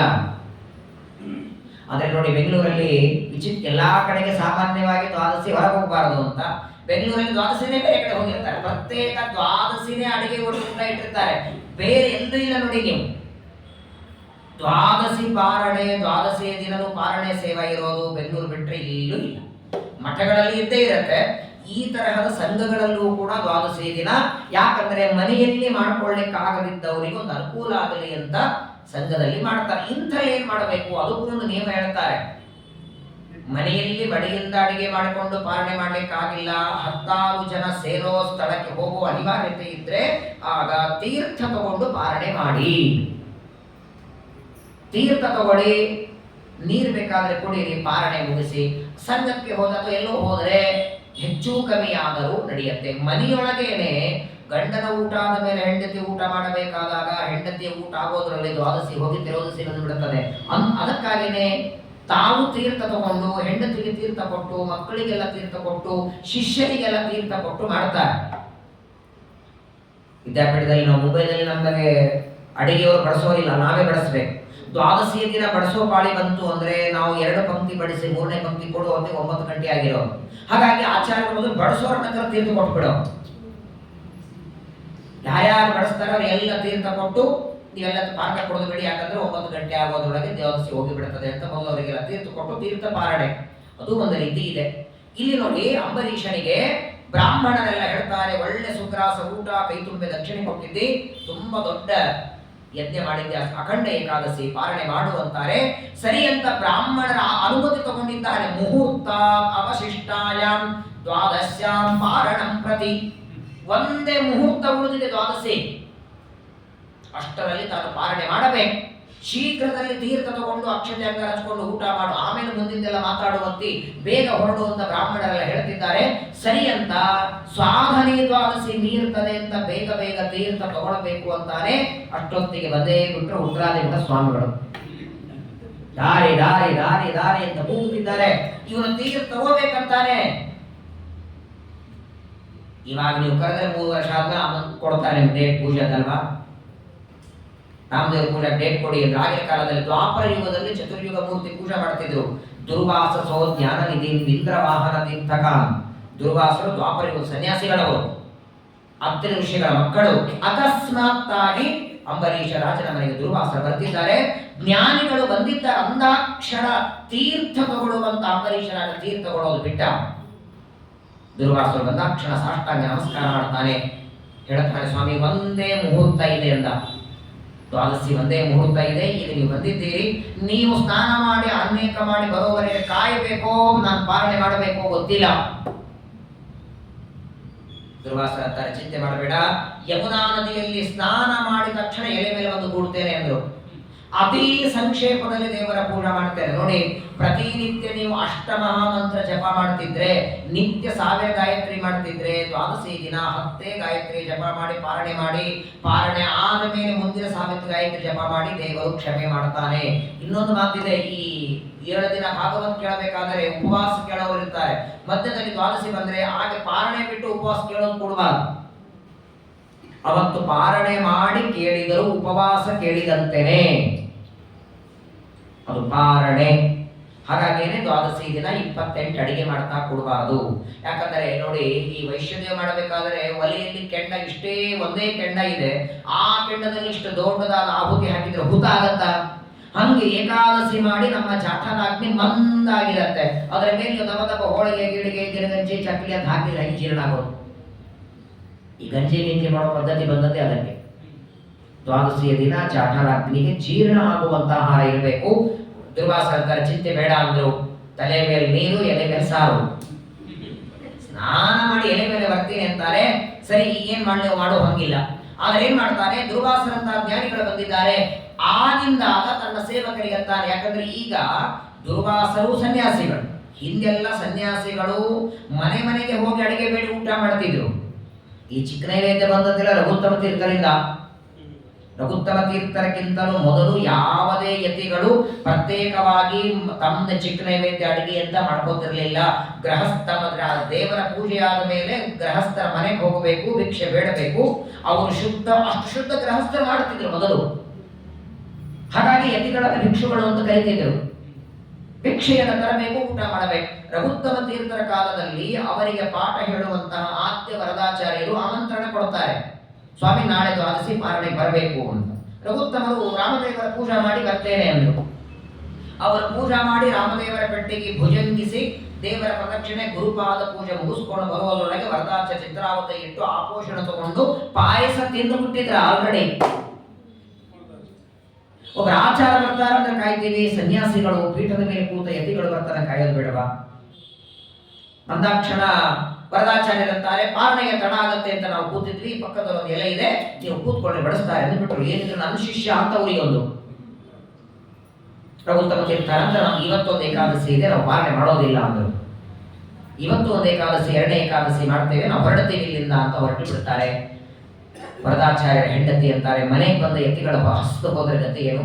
ಕನಿಷ್ಠ ಪಕ್ಷ ಹಾಲಾದ್ರೆ ತಗೊಳ್ರಿ. ಆಗ ರಘುವರ್ಯ ತೀರ್ಥರು ಸ್ವಪ್ನದಲ್ಲಿ ಬಂದು ಹೇಳ್ತಾರೆ, ಸಾಕು ಮಾಡಿ ಇವತ್ತಿನಿಂದ ಗೃಹಸ್ಥರ ಮನೆಗೆ ಬಿಡೋದು, ಪ್ರತ್ಯೇಕವಾದ ಅಡಿಗೆಯಾಗಲಿ. ಗೃಹಸ್ಥರಿಗೆ ಯತಿಗಳ ಬಗ್ಗೆ ಅನಾದರ ಹುಟ್ಟಿದೆ. ಯತಿಗಳ ಬರ್ತಾರೆ ಅಂತ ಕಾಯೋದು ಉಳಿದಿಲ್ಲ. ಇವತ್ತಿನಿಂದ ಪ್ರತ್ಯೇಕ ಅಡಿಗೆ ನೈವೇದ್ಯಗಳಾಗಲಿ ಅಂತ ರಘುತ್ತಮ ತೀರ್ಥರಿಗೆ ಹೇಳ್ತಾರೆ. ಅವತ್ತಿನಿಂದ ಸಾಮಾನ್ಯವಾಗಿ ಎಲ್ಲ ಮಠಗಳಲ್ಲಿ, ಇವತ್ತಿಗೂ ಕೆಲವು ಮಠಗಳಲ್ಲಿ ಅಡಿಗೆಯವರು ಮಾಡಿ ತಗೊಳ್ಳೋರು ಇದ್ದಾರೆ.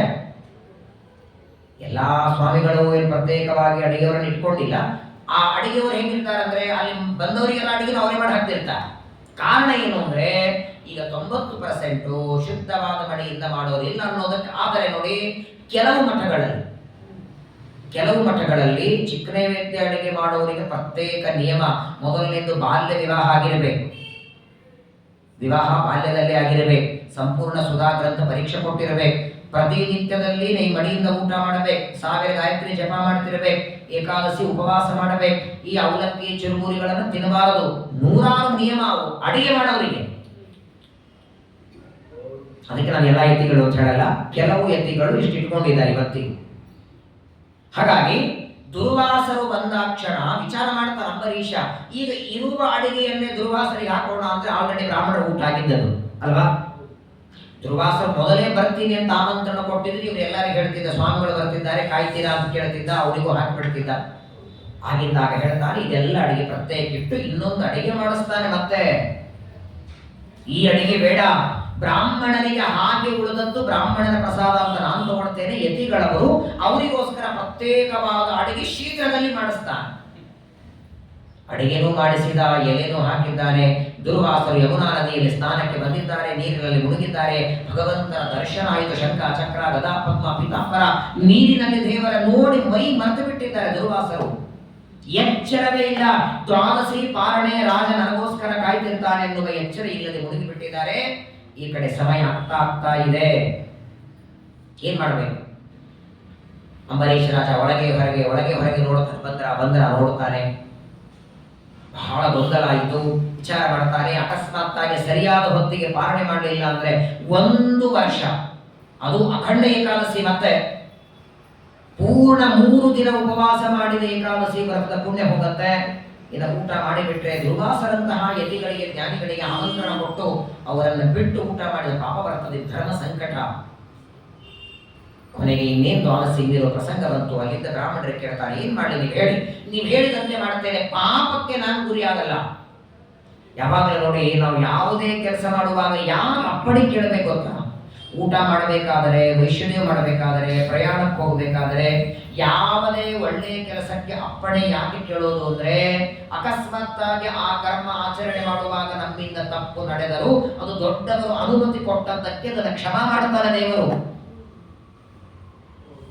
ಹಾಗಾಗಿ ಪ್ರತಿಯೊಂದು ಕರ್ಮ ಮಾಡುವಾಗ ದೊಡ್ಡವರಿಗೆ ಎದುರಿದ್ದವರಿಗೆ ನೋಡಿ, ನಾವು ನೀವು ಬಿಡಿ, ಸಾಕ್ಷಾತ್ ಮುಂದೆ ದಶಮ ಸ್ಕಂದದಲ್ಲಿ ಕೇಳ್ತೀರಿ, 10ನೇ ಸ್ಕಂದದಲ್ಲಿ ಶ್ರೀಕೃಷ್ಣ ಪರಮಾತ್ಮ 16,108 ಜನರ ವಿವಾಹ ಮಾಡಿಕೊಂಡಾಗ ಒಂದು ದಿನ ಸ್ನಾನ ಮಾಡುವಾಗ ನಾರದರು ಬಂದರಂತೆ, ಸ್ವಾಮಿ ಆ ಸ್ನಾನಕ್ಕೆ ಅನುಮತಿ ಕೊಡು ಅಂತ ಬಿಡ್ತಾರೆ. ನಾರದರು ಗಂಗಾ ಸ್ನಾನ ಪ್ರಸಿದ್ಧಿ ಅಷ್ಟು ಅಂತಾರೆ. ಇವನು ಪಾದಿಂದ ಬಂದವಳು ಗಂಗೆ, ಇಡೀ ಜಗತ್ತನ್ನ ಪವಿತ್ರ ಮಾಡುವ ಗಂಗೆ ಕೊಟ್ಟ ಗಂಗಾ ಜನಕ, ಇವನಿಗೆ ಗಂಗಾ ಸ್ನಾನ ಸಿಗಲಿ ಅಂತ ನಾರದರ ಅನುಗ್ರಹ ಮಾಡ್ತಾರೆ. ದೇವರೆಲ್ಲ ಮಾಡೋದು ನಮಗೆ ತೋರಿಸೋದಕ್ಕೆ ಮಾಡ್ತಾರೆ, ಇರಲಿ, ಜ್ಞಾನಿಗಳೇ ದೊಡ್ಡವರ ಅನುಮತಿ ಕೇಳಬೇಕು, ಮಾಡಬೇಕು. ಅಲ್ಲಿದ್ದ ಬ್ರಾಹ್ಮಣರಿಗೆ ಕೇಳಿಬಿಡ್ತಾನೆ, ಇವರೆಲ್ಲ ಹೇಳಿಬಿಟ್ರು, ಆಹುರ ಭಕ್ಷಣಂ ವಿಪ್ರಾಹ ಯಶಿತಂ ನಾಶಿತಂ ಚಯತ. ನೋಡು ಅಂಬರೀಷ, ಅಂಬಸ ಕೇವಲೇನಾದ್ಯ ಕರಿಷ್ಯೆ ವ್ರತಪಾರಣಂ. ವ್ರತ ಮೀರಿ ಹೋಗುತ್ತೆ, ದುರ್ವಾಸರ ಬರೋವರೆಗೆ ನೀನು ಕಾಯ್ತಾ ಕೂತ್ರೆ ದ್ವಾದಶಿ ಅತಿಲಂಘನ ಮಾಡಿದ ಪಾಪ ಬರ್ತದೆ. ತೀರ್ಥ ತಗೊಂಡು ಪಾರಣೆ ಮಾಡು. ತೀರ್ಥ ತಗೊಂಡು ಪಾರಣೆ ಮಾಡು ಅಂದರೆ ದ್ವಾದಶಿ ಮೀರಿದ ಪಾಪನೂ ಬರಲ್ಲ, ದುರ್ವಾಸರ ಬರೋವರೆಗೆ ಕಾಯ್ದಂಗೂ ಆಗತ್ತೆ. ಅವರು ಬಂದ ಮೇಲೆ ಪಾರಣೆ ಮಾಡುವಂತ ಬ್ರಾಹ್ಮಣರ ಅನುಮತಿ ತಗೊಂಡಿದ್ದಾನೆ. ಅವರೆಲ್ಲರ ಒಪ್ಪಿಗೆ ತಗೊಂಡು ಕೈಯಲ್ಲಿ ತೀರ್ಥ ಹಾಕೊಂಡಿದ್ದಾನೆ. ಬಂದರು ದುರ್ವಾಸ. ಬಂದವರೇ ನೋಡ್ತಾರೆ, ನನಗೆ ಆಮಂತ್ರಣ ಕೊಟ್ಟು ನನಗೆ ಊಟಕ್ಕೆ ಬಾ ಅಂತ ಕರೆದು ನಾನು ಬರೋದಕ್ಕಿಂತ ಮೊದಲು ತೀರ್ಥ ತಗೊಳ್ತಿ. ಬಂತ ನೋಡಿ ಕೋಪ, ತಪ್ಪು ನಮ್ದು ಅಲ್ಲಿಲ್ಲ. ಅವರು ನಾನು ನೀರಿನಲ್ಲಿ ಅಷ್ಟೊತ್ತು ಕೂತು ಇವನ ಸಾಧನೆಗೆ, ಇವನ ಮಾಡುವಂತಹ ಏಕಾದಶಿ ವ್ರತಕ್ಕೆ ತಪ್ಪು ಮಾಡದೆ ಅಲ್ಲಿಲ್ಲ. ಪ್ರಚಂಡವಾದ ಕೋಪ ಬಂತು. ಮಂಜುನ ಪ್ರಚಲತ್ ಗಾತ್ರ. ಮೊದಲೇ ಮನೋನಿಯಾಮಕ ರುದ್ರದೇವರ ಅವತಾರ. ಹಲ್ಲು ಕಡಿತಾರೆ, ಕಣ್ಣು ಕೆಂಪು ಮಾಡ್ತಾರೆ, ತಮ್ಮ ಜಟೆಯನ್ನ ಬಿಚ್ಚಿ ಒಂದು ಕೂದಲ ತೆಗೆದು ಅಪ್ಪಳಿಸಿದರಂತೆ ನೆಲಕ್ಕೆ. ದೊಡ್ಡ ಬೆಂಕಿ ಬಂತು. ನೀವು ತೆಗೆದು ಅಪ್ಪಳಿಸಿ ಇದ್ರೆ ಏನ್ ಬರ್ಬೇಕಷ್ಟೇ. ಜ್ಞಾನಿಗಳ ಕೂದಲು ಏನೇನಿರುತ್ತೆ ನೋಡಿ, ಒಂದು ಸಣ್ಣ ಕೂದಲು ಏನೇನು ಕೆಲಸ ಮಾಡುತ್ತೆ ಅನ್ನೋದಕ್ಕೆ ಅನೇಕ ಉದಾಹರಣೆ. ದುರ್ವಾಸರಂತಹ ಜ್ಞಾನಿಗಳು ಬ್ರಹ್ಮಾಂಡವೇ ಸುಟ್ಟಾಕುವಂತಹ ಒಂದು ಅಗ್ನಿಯನ್ನ ತಮ್ಮ ಆ ಕೋಪದಿಂದ, ಪ್ರಚಂಡವಾದಂತಹ ಕೋಪದಿಂದ ಸೃಷ್ಟಿ ಮಾಡಿ ಬಿಟ್ರಂತೆ. ನನ್ನ ಅವಮಾನ ಮಾಡಿದ ಅಂಬರೀಷನನ್ನ ಸುಟ್ಟಾಕುವಂತ ಬಿಟ್ಟಿದ್ದಾರೆ. ಬರ್ತಾ ಇದೆ ಪ್ರಚಂಡಾಗ್ನಿ. ಏನೋ ಕಡ್ಡೆ ಬೀಳಿಂದ ಕೊರದು ಹಚ್ಚಿದ್ದಲ್ಲ, ದುರ್ವಾಸರ ತಪಸ್ಸಿನ ಅಗ್ನಿ ಬರ್ತಾ ಇದ್ರೆ ಅಂಬರೀಷ ಎಲ್ಲಿ ನಿಂತಿದ್ದಾನೆ 1 ಇಂಚ್ ಹಿಂದೆ ಸರಿದಿಲ್ಲ ನೋಡಿ. ಯಾರಿಗೆ ಭಯ ಪಡಬೇಕು? ತಪ್ಪು ಮಾಡಿದ್ರು ಭಯ ಪಡಬೇಕು. ಅವನಂತ ನಾನೇ ತಪ್ಪು ಮಾಡಿದ್ದು. ಮೊದಲನೇದ್ದು, ನಾನು ತೀರ್ಥ ತಗೊಂಡು ಪಾರಣೆ ಸ್ವಂತ ಬುದ್ಧಿಯಿಂದ ಮಾಡಿದ್ದಲ್ಲ, ಬ್ರಾಹ್ಮಣ ಅನುಮತಿಯಿಂದ ಮಾಡಿದ್ದು. ಇನ್ನೊಂದು ಕಾರಣ, ದ್ವಾದಶಿ ಅತಿಲಂಘನ ಮಾಡಿದ ಪಾಪ ಬರ್ತದೆ ಅಂತ ನಾನು ತಗೊಂಡದ್ದು. ನಾನು ತಪ್ಪಾಗಿದ್ದರೆ ಈ ಬೆಂಕಿ ನನ್ನನ್ನು ಸುಳ್ಳಿ ಅಂತ ನಿಂತು ಬಿಟ್ಟಿದ್ದಾನೆ. ದುರ್ವಾಸ ನಿರ್ಮಾಣ ಮಾಡಿದ ಕೃತ್ಯ ಬರ್ತಾ ಇದೆ. ಇವನೇನು ಮಾಡಿಲ್ಲ. ದೇವರು ಕೊಟ್ಟಂತಹ ಸುದರ್ಶನ ಚಕ್ರ ದೇವರ ಮನೆಯೊಳಗಿದ್ದದ್ದು. ಇವನೇನದನ್ನು ಬಿಟ್ಟದ್ದಲ್ಲ, ಹೋಗು ಅನ್ನಲಿಲ್ಲ, ಏನೂ ಮಾಡಲಿಲ್ಲ. ಇವನು ಭಸ್ಮ ಮಾಡಿದರೆ ಮಾಡಲಿ ಅಗ್ನಿ ಅಂತ ನಿಂತಿದ್ದಾನೆ. ಇವನ ರಕ್ಷಣೆಗೆ ತಾನೇ ಹೊರಗೆ ಬಂದಿದೆ ಚಕ್ರ. ಸುದರ್ಶನ ಚಕ್ರ ತನ್ನಷ್ಟಕ್ಕೆ ತಾನು ಬರ್ತದೆ. ದುರ್ವಾಸರು ನಿರ್ಮಾಣ ಮಾಡಿದಂತಹ ಪ್ರಚಂಡವಾದ ಅಗ್ನಿಯನ್ನ ಭಸ್ಮ ಮಾಡಿ ಅವರ ಹಿಂದೆ ಬೆನ್ನಹತ್ತಿದೆ. ದುರ್ವಾಸರ ಹಿಂದೆ ಯಾವಾಗ ಚಕ್ರ ಬೆನ್ನಹತ್ತಿದೆಯೋ ಆಗ ಮಾತ್ರ ದುರ್ವಾಸರು ಅಲ್ಲಿಂದ ಓಡ್ಲಿಕ್ಕೆ ಶುರು ಮಾಡ್ತಾರೆ. ಸಾಮಾನ್ಯ ಚಕ್ರ ಅಲ್ಲ ಅದು. ಈ ಗಡಿಯಾರೊಳಗಿರುವ ಚಕ್ರ ಸೆಲ್ ತೆಗೆದ್ರೆ ಅಲ್ಲೇ ನಿಂತಿರುತ್ತೆ. 7:20 ಇರುತ್ತೆ. ನಾಳೆಲ್ಲ ನಾಡಿನಲ್ಲ 1 ವರ್ಷ ಅದು ಅಲ್ಲೇ ಇರುತ್ತೆ. ಹಾಗೆ ಯಾರು ನಿಲ್ಲಿಸ್ಲಿಕ್ಕಾಗದಿರುವ ಚಕ್ರ, ಯಾವಾಗ ಚಕ್ರ ಬೆನ್ನು ಹತ್ತಿದೆ ನೋಡಿ ದುರ್ವಾಸರು ಓಡ್ಲಿಕ್ಕೆ ಶುರು ಮಾಡ್ತಾರೆ. ಓಡುತ್ತಾ ಓಡುತ್ತಾ, ಸಾಮಾನ್ಯವಾಗಿ ವಾಕಿಂಗ್ ಮಾಡು ಅಂದ್ರೆ 1 ಕಿಲೋಮೀಟರ್ ಆದ್ರೆ ಅಯ್ಯೋ ಅಂತ ತೇಕ ಬರ್ತದೆ. ಅದೇ ಭಯದಲ್ಲಿ ಎಷ್ಟು ಓಡ್ತಾನೆ ಗೊತ್ತಾಗಲ್ಲ. ಹೌದಾ ಇಲ್ಲ? ನಾಯಿ ಹಿಂದೆ ಬೆನ್ನು ಹತ್ತಿದ್ರೆ ಎಷ್ಟು ಕಿಲೋಮೀಟರ್ ಓಡುತ್ತಾನೆ ಗೊತ್ತಾಗಲ್ಲ, ಪ್ರಾಣ ಭಯ ಇರುತ್ತಲ್ಲ. ಅದೇ ವ್ಯಕ್ತಿಗೆ ಹೋಗ್ಬರ್ರಿ ಪಕ್ಕದ ಮನೆಗೆ ಹೋಗಿ ಅಷ್ಟು ದೂರ ಹೋಗ್ಬೇಕಂತಾನೆ. ದುರ್ವಾಸರಿಗೆ ನೋಡಿ ನಾಯಿ ಬೆನ್ನತ್ತಿಲ್ಲ, ಸುದರ್ಶನ ಚಕ್ರ. ನಾಯಿ ಬೆನ್ನತ್ತವರೇ 3-4 ಕಿಲೋಮೀಟರ್ ಓಡಿರ್ತಾರೆ. ಸಾಕ್ಷಾತ್ ಭಗವಂತನ ಚಕ್ರ ಬೆನ್ನತ್ತಿದೆ. ಭೂಲೋಕದಲ್ಲಿದ್ದ ದುರ್ವಾಸರು ಭುವರ್ಲೋಕ, ಸ್ವರ್ಗಲೋಕ, ಜನೋಲೋಕ, ಮಹರ್ಲೋಕ, ತಪೋಲೋಕ, ಸತ್ಯಲೋಕ 7ನೇ ಅಂತಸ್ತು ಅಲ್ಲಿ ಬಂದಿದ್ದಾರೆ. ಸತ್ಯಲೋಕಕ್ಕೆ ಬಂದಿದ್ದಾರೆ. ಚತುರ್ಮುಖ ಬ್ರಹ್ಮದೇವರು 4 ಮುಖಗಳಿಂದ ಪರಮಾತ್ಮನನ್ನ ಸ್ತೋತ್ರ ಮಾಡ್ತಾ, ಋಗ್ವೇದ, ಯಜುರ್ವೇದ, ಸಾಮವೇದ, ಅಥರ್ವಣ ವೇದವನ್ನ ಪರಮಾತ್ಮನ ಸ್ತೋತ್ರ ಮಾಡ್ತಾ ಬ್ರಹ್ಮದೇವ ಜಪ ಮಾಡುತ್ತಿದ್ದಾರೆ, ಭಗವಂತನ ಸ್ತೋತ್ರ ಮಾಡ್ತಾರೆ. ಬಂದದ್ದೇ ಒಂದು ಸಾಷ್ಟಾಂಗ ನಮಸ್ಕಾರ ಮಾಡಿಬಿಡ್ತಾರೆ. ಅಲಬ್ಧನಾಥಃ ಸ ಯದಾ ಕುತಶ್ಚಿತ್, ಯಾರು ರಕ್ಷಕ ಸಿಗಲಿಲ್ಲ.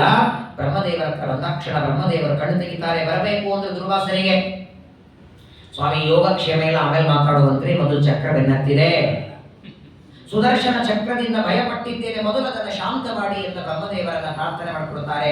ಬ್ರಹ್ಮದೇವರು ಒಂದೇ ಮಾತು ಹೇಳಿದ್ರು, ಸ್ಥಾನಂ ಮದೀಯಂ ಸಹ ವಿಶ್ವವೇತತ್ ಕ್ರೀಡಾವಸಾನೆ ದ್ವಿಪರಾರ್ಧ ಸಂಜ್ಞೆ ಭ್ರೂಭಂಗ ಮಾತ್ರೇಣ ಹಿ ಸಂಧದಕ್ಷೋ ಕಾಲಾತ್ಮನಃ ಪಶ್ಯತಿ ಕೋ ಭವಿಷ್ಯತ್.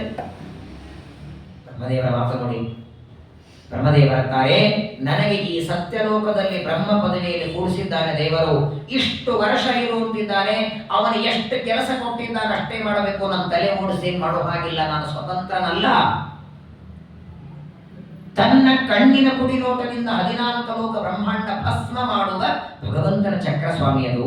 ನಾನು ಹಿಂಗೆ ರಕ್ಷಣೆ ಮಾಡ್ಲಿಕ್ಕಾಗತ್ತೆ? ದಯಮಾಡಿ ಕ್ಷಮಾ ಮಾಡಿ, ಇನ್ನೊಂದ್ಸಲ ಬನ್ನಿ, ಬೇಕಾದ್ರೆ ಅಡಿಗೆ ಮಾಡಿ ಊಟಕ್ಕೆ ಹಾಕಿಸ್ತೇನೆ, ಆದರೆ ಸುದರ್ಶನ ಚಕ್ರದಿಂದ ನನ್ನಿಂದ ರಕ್ಷಣೆ ಮಾಡ್ಲಿಕ್ಕೆ ಆಗೋದಿಲ್ಲ. ನನ್ನ ಈ ಬ್ರಹ್ಮ ಪದವಿನೇ ಕೆಲವು ದಿನಗಳವರೆಗಿರತ್ತೆ, ನಾನೇ ನನ್ನ ಇಚ್ಛೆಯಿಂದ ಮಾಡೋ ಹಾಗಿಲ್ಲ, ನನ್ನ ಇಚ್ಛೆಯಿಂದ ಇಲ್ಲೇ ಪರ್ಮನೆಂಟ್ ಇರಬೇಕಂದ್ರೆ ಇರೋ ಹಾಗಿಲ್ಲ ನಾನು, ದಯಮಾಡಿ ನನ್ನಿಂದ ಆಗೋದಿಲ್ಲ ಅಂದಾಗ, ಸರಿ ಇವ್ರ ಕಡೆಯಿಂದ ಆಗಲ್ಲ, ಇನ್ಯಾರ ಹತ್ರ ಹೋಗೋಣ ಅಂತ ಮತ್ತೆ ತಮ್ಮ ಮೂಲ ರೂಪಕ್ಕೆ ಹೋಗ್ತಾರೆ. ಏನಿದ್ರು ಅವತಾರ ರೂಪಕ್ಕಿಂತ ಮೂಲ ರೂಪದಲ್ಲಿ ಶಕ್ತಿ ಹೆಚ್ಚು. ಮೂಲ ರೂಪ ಅವತಾರ ರೂಪಗಳಲ್ಲಿ ಸಮಾನವಾದ ಬಲ, ಸಮಾನ ಜ್ಞಾನ, ಸಮಾನ ಶಕ್ತಿ, ಸಮಾನ ತೇಜಸ್ಸು ಭಗವಂತನಿಗೆ, ವಾಯುದೇವರಿಗೆ ಮಾತ್ರ. ಅವರನ್ನ ಬಿಟ್ಟರೆ ಗರುಡಶೇಷ ರುದ್ರದೇವರನ್ನು ಆರಂಭ ಮಾಡಿಕೊಂಡು ಯಾವುದೇ ದೇವತೆಗಳನ್ನು ತಗೊಳ್ಳಿ, ಮೂಲ ರೂಪದಲ್ಲಿ ಇರುವ ಶಕ್ತಿ ಸಾಮರ್ಥ್ಯಗಳು ಅವತಾರದಲ್ಲಿ ಇರೋದಿಲ್ಲ. ಶಕ್ತಿ ಸಾಮರ್ಥ್ಯಗಳ ಮಾತ್ರವಲ್ಲ, ಮೂಲ ರೂಪದಲ್ಲಿರುವ ಜ್ಞಾನವು ಕದಾಚಿತ್ ಮನುಷ್ಯ ರೂಪದಲ್ಲಿ ಬಂದ್ರೆ ಮಾನವರ ಅನ್ನ ತಿಂದದ್ದಕ್ಕೆ, ಮನುಷ್ಯರ ಜೊತೆಗೆ ಇದ್ದದ್ದಕ್ಕೆ, ಮನುಷ್ಯರ ಸಹವಾಸ ಮಾಡಿದ್ದಕ್ಕೆ ದೇವತೆಗಳಲ್ಲಿ ವ್ಯತ್ಯಾಸ ಕಂಡಿದೆ. ಮುಂದೆ ಬಲರಾಮದೇವರ ಕಥೆಯಲ್ಲಿ ಕಾಣ್ತೀರಿ, ಶೇಷದೇವರ ಅವತಾರ, ಲಕ್ಷ್ಮಣನಾದಾಗ ಅನೇಕ ಪ್ರಸಂಗದಲ್ಲಿ ನೋಡ್ತೀವಿ. ಆದರೆ ಭಗವಂತನಿಗೆ, ವಾಯುದೇವರಿಗೆ ಮಾತ್ರ ಇಲ್ಲ. ಮಂತ್ರಾಲಯ ಪ್ರಭುಗಳು ಪ್ರಾತಃ ಸಂಕಲ್ಪ ಗದ್ಯದಲ್ಲಿ ಹೇಳ್ತಾರಲ್ಲ, 3 ಅವತಾರಗಳಲ್ಲಿ ಅಸುರರ ಸಂಬಂಧ ಇಲ್ಲದೆ ಇದ್ದವರು ಅಂದ್ರೆ ಪ್ರಾಣದೇವರು ಒಬ್ಬರೇ. ವಾಯುಸ್ತುತಿಯಲ್ಲಿ ಹೇಳ್ತಾರೆ, ತ್ರಿಶ್ವಪ್ಪೇವ ಅವತಾರೇಶ್ವರಿ ನಿರಪಗುಣ ಮೀನ್ಸಿತೋ ನಿರ್ವಿಕಾರ. ನೋಡಿ, ಕಣ್ಣು ಕೆಲವು ಬಾರಿ ಕೆಟ್ಟದ್ದು ನೋಡಬಹುದು. ಯಾಕೆಂದ್ರೆ ಕಣ್ಣಿಗೆ ಅಭಿಮಾನಿಯಾದ ಸೂರ್ಯನಲ್ಲಿ ಅಸುರಾವೇಶ ಆದದ್ದರಿಂದ ಕೆಟ್ಟದ್ದು ನೋಡಿಸಬಲ್ಲ ಸೂರ್ಯ. ಕಿವಿಗೆ ಅಭಿಮಾನಿಯಾದ ದಿಗ್ದೇವತೆಗಳಲ್ಲಿ ಅಸುರಾವೇಶ ಆದದ್ದರಿಂದ ಕೆಟ್ಟದ್ದು ಕೇಳ್ತೀವಿ. ಮೂಗಿಗೆ ಅಭಿಮಾನಿಯಾದ ದೇವತೆಯಲ್ಲಿ ಅಸುರಾವೇಶ ಆದದ್ದರಿಂದ ದುರ್ವಾಸನೆ ಬರ್ತದೆ. ನಾಲಿಗೆ ಅಭಿಮಾನಿಯಾದ ವರುಣ ದೇವರಲ್ಲಿ ಅಸುರಾವೇಶ ಆದದ್ದರಿಂದ ಕೆಟ್ಟದ್ದು ಮಾತಾಡ್ತಾನೆ, ಸುಳ್ಳು ಮಾತಾಡ್ತಾನೆ. ಎಲ್ಲಾ ದೇವತೆಗಳಲ್ಲಿ ಅಸುರಾವೇಶ ಆದದ್ದಕ್ಕೆ ಇಂದ್ರಿಯಗಳಿಂದ ಕೆಟ್ಟ ಕೆಲಸ ಆಗತ್ತೆ. ಆದ್ರೆ ಉಸಿರಾಟದೊಳಗೆ ಒಳ್ಳೆ ಉಸಿರಾಟ, ಕೆಟ್ಟ ಉಸಿರಾಟ ಅಂತಿಲ್ಲ. ಎರಡೇ ಉಸಿರಿದೆ, ಉಸಿರು ನಿಂತು ಹೋಗಿದೆ. ಯಾಕಂದ್ರೆ ಉಸಿರಾಡುವ ದೇವರಲ್ಲಿ ಮೊದಲು ಅಸುರಾವೇಶ ಇಲ್ಲ. ಉಸಿರಾಡುವ ಮುಖ್ಯ ಪ್ರಾಣ ದೇವರಲ್ಲಿ ಅಸುರಾವೇಶ ಇಲ್ಲದೆ ಇದ್ದರಿಂದ ಉಸಿರಾಟದಲ್ಲಿ ಒಳ್ಳೆಯದು ಕೆಟ್ಟದ್ದಿಲ್ಲ. ಎಂದಿಗೂ ಅಸುರಾವೇಶಕ್ಕೆ ಬದ್ಧತೆ ಇದ್ದವರು ಮುಖ್ಯ ಪ್ರಾಣದೇವರು. ಅವರ ಪಾದ ನಂಬಿದರೆ ನಮ್ಮನ್ನು ಅಸುರಾವೇಶದಿಂದ ದೂರ ಮಾಡ್ತಾರೆ. ಆದರೆ ಹೀಗೆ ನೋಡಿ, ದುರ್ವಾಸರಿಗೆ ನನಗಿಂತಲೂ ಮೂಲ ರೂಪದಲ್ಲಿ ಶಕ್ತಿ ಹೆಚ್ಚು, ಅಲ್ಲಿ ಹೋಗೋಣ ಅಂತ ದುರ್ವಾಸರು ಸತ್ಯಲೋಕ ಕೈಲಾಸಕ್ಕೆ ಬರ್ತಾರೆ. ರುದ್ರದೇವರನ್ನ ಬಂದು ಪ್ರಾರ್ಥನೆ ಮಾಡ್ತಾರೆ. ಒಂದೇ ಮಾತಂತ ರುದ್ರದೇವರು, ವಯಂ ನ ತಾತ ಪ್ರಭವ ಭೂಮ್ನಃ. ನಿಜ, ನೀವು ಬಂದಿದ್ದೀರಿ, ತಮ್ಮದೇ ಅಂಶ ಅದು. ಇದು ಅಂಶಿ, ಅದು ಅಂಶ. ತಮ್ಮದೇ ಒಂದು ಅಂಶ ದುರ್ವಾಸರು ಬಂದು ಕೇಳಿದಾಗಲೂ ಆಗ ರುದ್ರದೇವರು ಹೇಳ್ತಾರೆ, ಈ ಚಕ್ರದಿಂದ ಪರಿಹಾರ ಮಾಡುವುದಕ್ಕೆ ನನಗೂ ಸಮರ್ಥ, ನಾನು ಸಮರ್ಥನಲ್ಲ. ಸೃಷ್ಟಿ, ಸ್ಥಿತಿ, ಲಯ ಇದು 3 ನಡಿಬೇಕಾದರೂ ಕೂಡ ದೇವರ ಇಚ್ಛೆಯಂತೆ. ರುದ್ರದೇವರಂತಾರೆ, ನಮ್ಗೆ ಹೆಂಗ ಬೇಕೋ ಹಂಗ ಆಟ ಆಡಿಸ್ತಾನೋ, ಯಾವ ರೀತಿ ಬೇಕೋ ಆ ರೀತಿಯಲ್ಲಿ ನಮ್ಮನ್ನ ಉಪಯೋಗಿಸುವ ಸಾಮರ್ಥ್ಯ ದೇವರಿಗೆ. ವೆಂಕಟೇಶ್ ಕಲ್ಯಾಣದಲ್ಲಿ ಬ್ರಹ್ಮದೇವರನ್ನ ಮಗು ಮಾಡ್ಕೊಂಡಿದ್ದ, ರುದ್ರದೇವರನ್ನ ಕೋಲಾಗೋದ್ರು ಆಗ್ತಾರ. ಅವನು ಕೋಲಾಗಂದ್ರು ಆಗಬೇಕು, ಬುಟ್ಟಿ ಆಗೋದ್ರು ಆಗಬೇಕು. ನಮ್ಮನ್ನ ತನಗೆ ಬೇಕಾದ ದೃಷ್ಟಿಯಲ್ಲಿ ಆಟ ಆಡಿಸ್ತಾರೆ, ನನ್ನಿಂದ ಆಗೋದಿಲ್ಲ ಅಂತಾರೆ. ಅಲ್ಲಿಯೂ ಆಗಲಿಲ್ಲ. ವಿಚಾರ ಮಾಡಿ, ಇನ್ನು ಬೇರೆಯವರ ಹತ್ರ ಹೋಗಿ ಲಾಭ ಇಲ್ಲ ಅಂದ್ರೆ, ಬ್ರಹ್ಮದೇವರು ರುದ್ರದೇವರು ಯಾವಾಗ ಈ ಚಕ್ರದಿಂದ ರಕ್ಷಣೆ ಮಾಡಲಿಲ್ಲ ಅಂದ್ರೆ ಇನ್ನು ಚಕ್ರ ಯಾರದಿದೆ ಅವನ ಹತ್ರ ಹೋಗೋಣ, ಕೊನೆಗೆ ಅವನಂತೂ ರಕ್ಷಣೆ ಮಾಡೇ ಮಾಡ್ತಾನೆ. ಅವಶ್ಯವಾಗಿ ದೇವರ ರಕ್ಷಣೆ ಮಾಡ್ತಾನೆ ಅಂತ ದುರ್ವಾಸರು ಎಲ್ಲಿಗೆ ಬರ್ತಾರೆ? ವಿಕುಂಠಾಖ್ಯಂ ಯಥಸ್ಯಾಸ್ತೆ ಶ್ರೀನಿವಾಸ ಶ್ರೀಯಾಸಃ. ಲಕ್ಷ್ಮೀದೇವಿಯ ಜೊತೆಗೆ ಇರುವ ಪರಮಾತ್ಮ ವೈಕುಂಠ ಲೋಕದಲ್ಲಿ ಅಲ್ಲಿಗೆ ಬಂದಿದ್ದಾರೆ ದುರ್ವಾಸರು. ಬೆನ್ನೆ ಹತ್ತು ಬಿಟ್ಟಿದೆ ಚಕ್ರ. ವೈಕುಂಠ ಲೋಕಕ್ಕೆ ಬರ್ತಾರೆ, ಭಗವಂತನ ಪಾದಗಳಿಗೆ ನಮಸ್ಕಾರ ಮಾಡ್ತಾರೆ. ಪ್ರಚಂಡವಾದ ದುಃಖ ಆಗ್ತಾ ಇದೆ. ಮೊದಲನೇದು ನೋಡಿ, ಏಕಾದಶಿ ಉಪವಾಸ ದ್ವಾದಶಿ ಪಾರಣೆ ಆಗಿಲ್ಲ. ಯಾರೋ ದ್ವಾದಶಿ ಪಾರಣೆಗೆ ಮಠಕ್ಕಾದ ಬರ್ತಾರೆ, ಸಂಘಕ್ಕೆ ಬಂದಿರ್ತಾರೆ, ಪಾಪ ಏಕಾದಶಿ ನಿಶ್ಚಕ್ರ ಮಾಡಿರ್ತಾರೆ. ಅವರು ಪಾಪ ಎಲೆನೂ ಹಿಡ್ಕೊಂಡಿರ್ತಾರೆ. ಅವರಿಗೆ ಅಯ್ಯೋ ಪಾಪ ಬೆಳೆಗಳು ತುಪ್ಪ ತೊಂಬ ಅಂತ ಒಂದ್ಸಲ ಕಳಿಸ್ರಿ, ಎರಡನೇ ಸಲ ತುಪ್ಪ ತೊಂಬ ಅಂತ ಅವರಿಗೆ ಕಳಿಸ್ರಿ, ಮೂರನೇ ಸಲ ನೀರಿನ ಕೆಟ್ಲಿ ಅವರಿಗೆ ಕಳಿಸ್ರಿ. ಏನಾಗ ಅವ್ರ ಮುಖ ಹೆಂಗಾಗಿರ್ತದಾಗ ಮುಂದಿನ ದ್ವಾದಶಿ ಬರೋದೇ ಇಲ್ಲ. ಅವರು ಮೂರು ಸಲ ಮೇಲೆ ಕೆಳಗೆ ಮಾಡಿದ್ರೇನೆ ತಲೆ ತಿರುಗಿ ಬಿಡಬೇಕು. ಎಲ್ಲಿ ಭೂಲೋಕ, ಎಲ್ಲಿ ಸತ್ಯಲೋಕ, ಎಲ್ಲಿ ಕೈಲಾಸ, ಎಲ್ಲಿ ವೈಕುಂಠ, ಏನಾಗಿರ್ಬೇಕು ಬ್ರಾಹ್ಮಣ ಪರಿಸ್ಥಿತಿ? ಉಪವಾಸ ಬೇರೆ, ವೈಕುಂಠಕ್ಕೆ ಬಂದು ಭಗವಂತನ ಪಾದಗಳಿಗೆ ಸಾಷ್ಟಾಂಗ ನಮಸ್ಕಾರ ಮಾಡ್ತಾರೆ. ಸ್ವಾಮಿ, ನಿನ್ನ ಚಕ್ರ ಬೆನ್ನತ್ತಿದೆ, ರಕ್ಷಣೆ ಮಾಡು. ನೀನಂತೂ ಭಕ್ತವತ್ಸಲ, ಅಪರಾಧವನ್ನ ಕ್ಷಮಾ ಮಾಡೋದರಲ್ಲಿ ನಿನಗೆ ಸಮಾನವಿಲ್ಲ. ಕ್ಷಮಾ ಸಮುದ್ರ ಅಂತ ಕರೀತಾರೆ.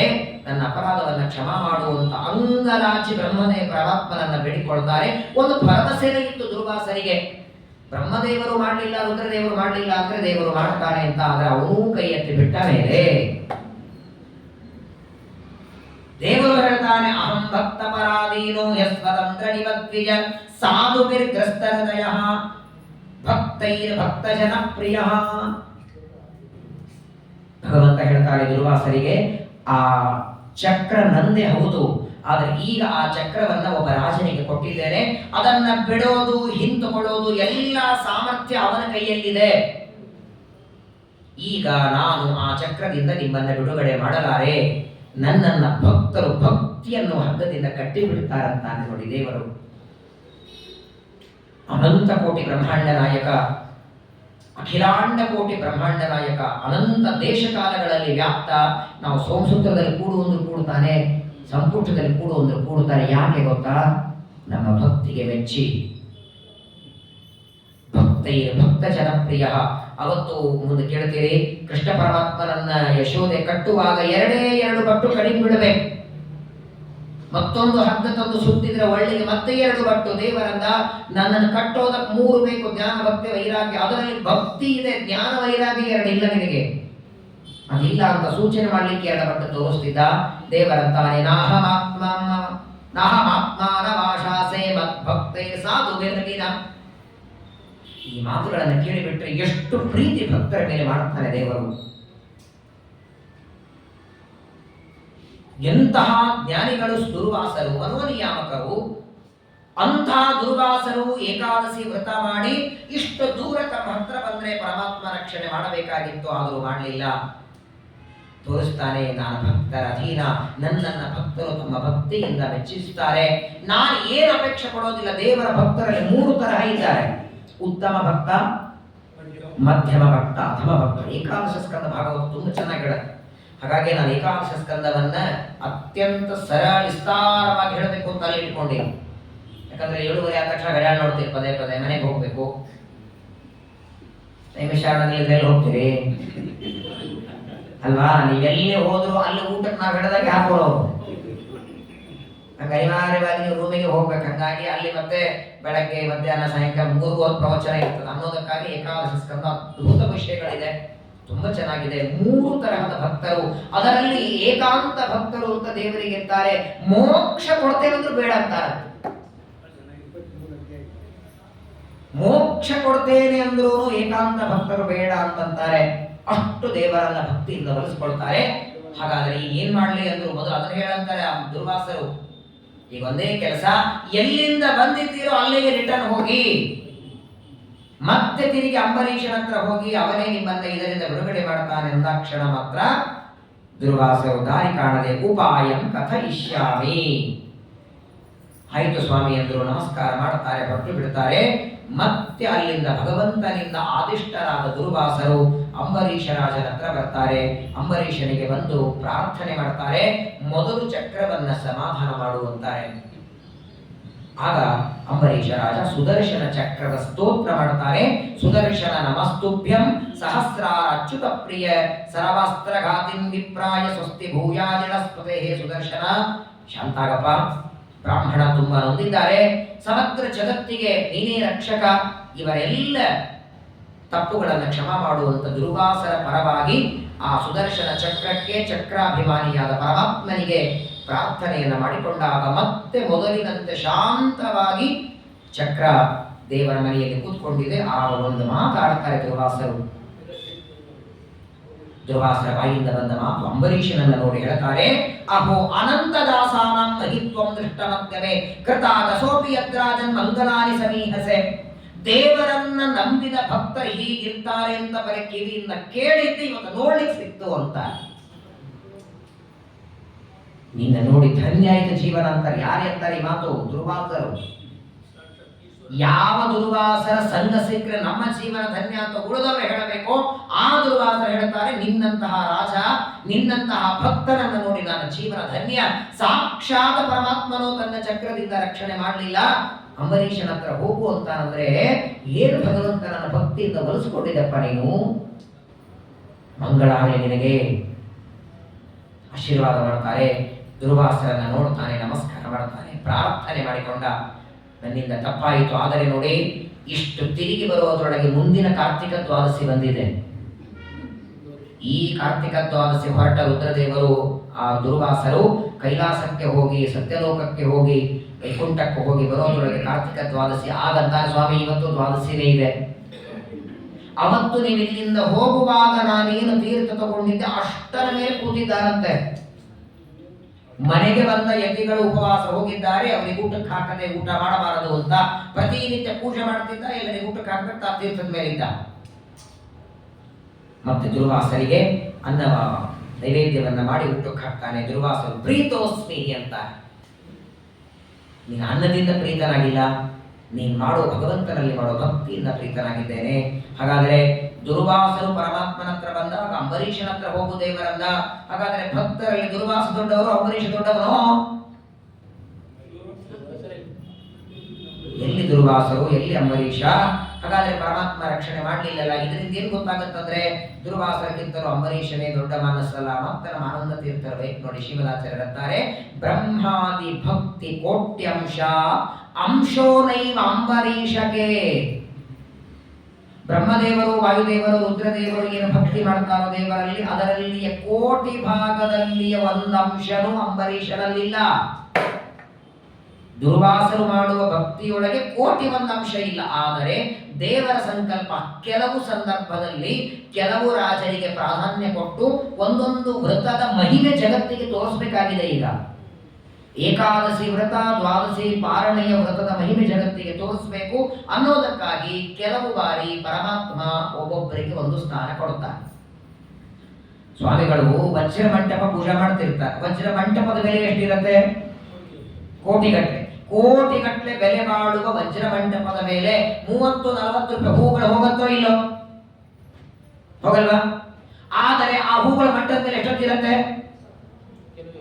ಹಂಗೆ ಬ್ರಹ್ಮಾದಿ ದೇವತೆಗಳೆಲ್ಲ ವಜ್ರ ಮಂಟಪ ಇದ್ದಾಗೆ ಇವರು ಆಗಾಗ ಒಬ್ಬರು ಹೂಗಳಿದ್ದಾಗ ಹಾಕಿಸ್ತಾರೆ, ನಿರ್ಮಾಣ ಮಾಡಿ ಇಳಿಸಿಬಿಡ್ತಾರೆ ಕೆಳಗಟ್ಟೆ. ಒಂದೊಂದು ಪ್ರಸಂಗದಲ್ಲಿ ಒಬ್ಬೊಬ್ಬರಿಗೆ ದೇವರು ಸ್ಥಾನ ಕೊಡ್ತಾರೆ. ಇದು ಯಾರದೇ ಕಥೆ ತಗೊಳ್ಳಿ, ದೇವತೆಗಳ ಭಕ್ತಿ ಇನ್ಯಾರೂ ಮಾಡ್ಲಿಕ್ಕೆ ಸಾಧ್ಯವಿಲ್ಲ. ಅಂಬರೀಷನಿಗೆ ತಾತ್ಕಾಲಿಕ ಉಚಿತಂ ಯತ್ತೇಷಾಂ ಯಶಸಾದಿರ, ತಾತ್ಕಾಲಿಕವಾಗಿ ಅಂಬರೀಷನಿಗೆ ಕೀರ್ತಿ ಕೊಡಬೇಕು, ಏಕಾದಶಿ ವ್ರತದ ಹೀಗೆ ತೋರಿಸ್ಬೇಕು ಅಂತ ಪರಮಾತ್ಮ ಮಾಡಿದ. ಇನ್ನೊಂದು ಮಾತು ಹೇಳ್ತಾರೆ, ದುರ್ವಾಸರು ವೈಕುಂಠಕ್ಕೆ ಹೋಗಿ ತಿರುಗಿ ಬಂದರು. ವೈಕುಂಠಕ್ಕೆ ಹೋದವರೆಲ್ಲ ತಿರುಗಿ ಬರ್ತಾರೆ, ಹೋಗ್ಬೇಕು ಯಾಕೆ ಮಕ್ಕಳಿ? ತಿರುಗಿ ಬರದೇ ಇರುವ ಲೋಕ ಅನ್ನೋದಕ್ಕೆ ಹೋಗುವ ಅಪೇಕ್ಷೆ ಪಡ್ತಾರಂದ್ರೆ ವೈಕುಂಠ ಲೋಕ ಇದು ಅಮುಕ್ತ ವೈಕುಂಠ, ಮುಕ್ತ ವೈಕುಂಠ ಅಲ್ಲ. ವೈಕುಂಠದಲ್ಲೂ ಎರಡಿದೆ.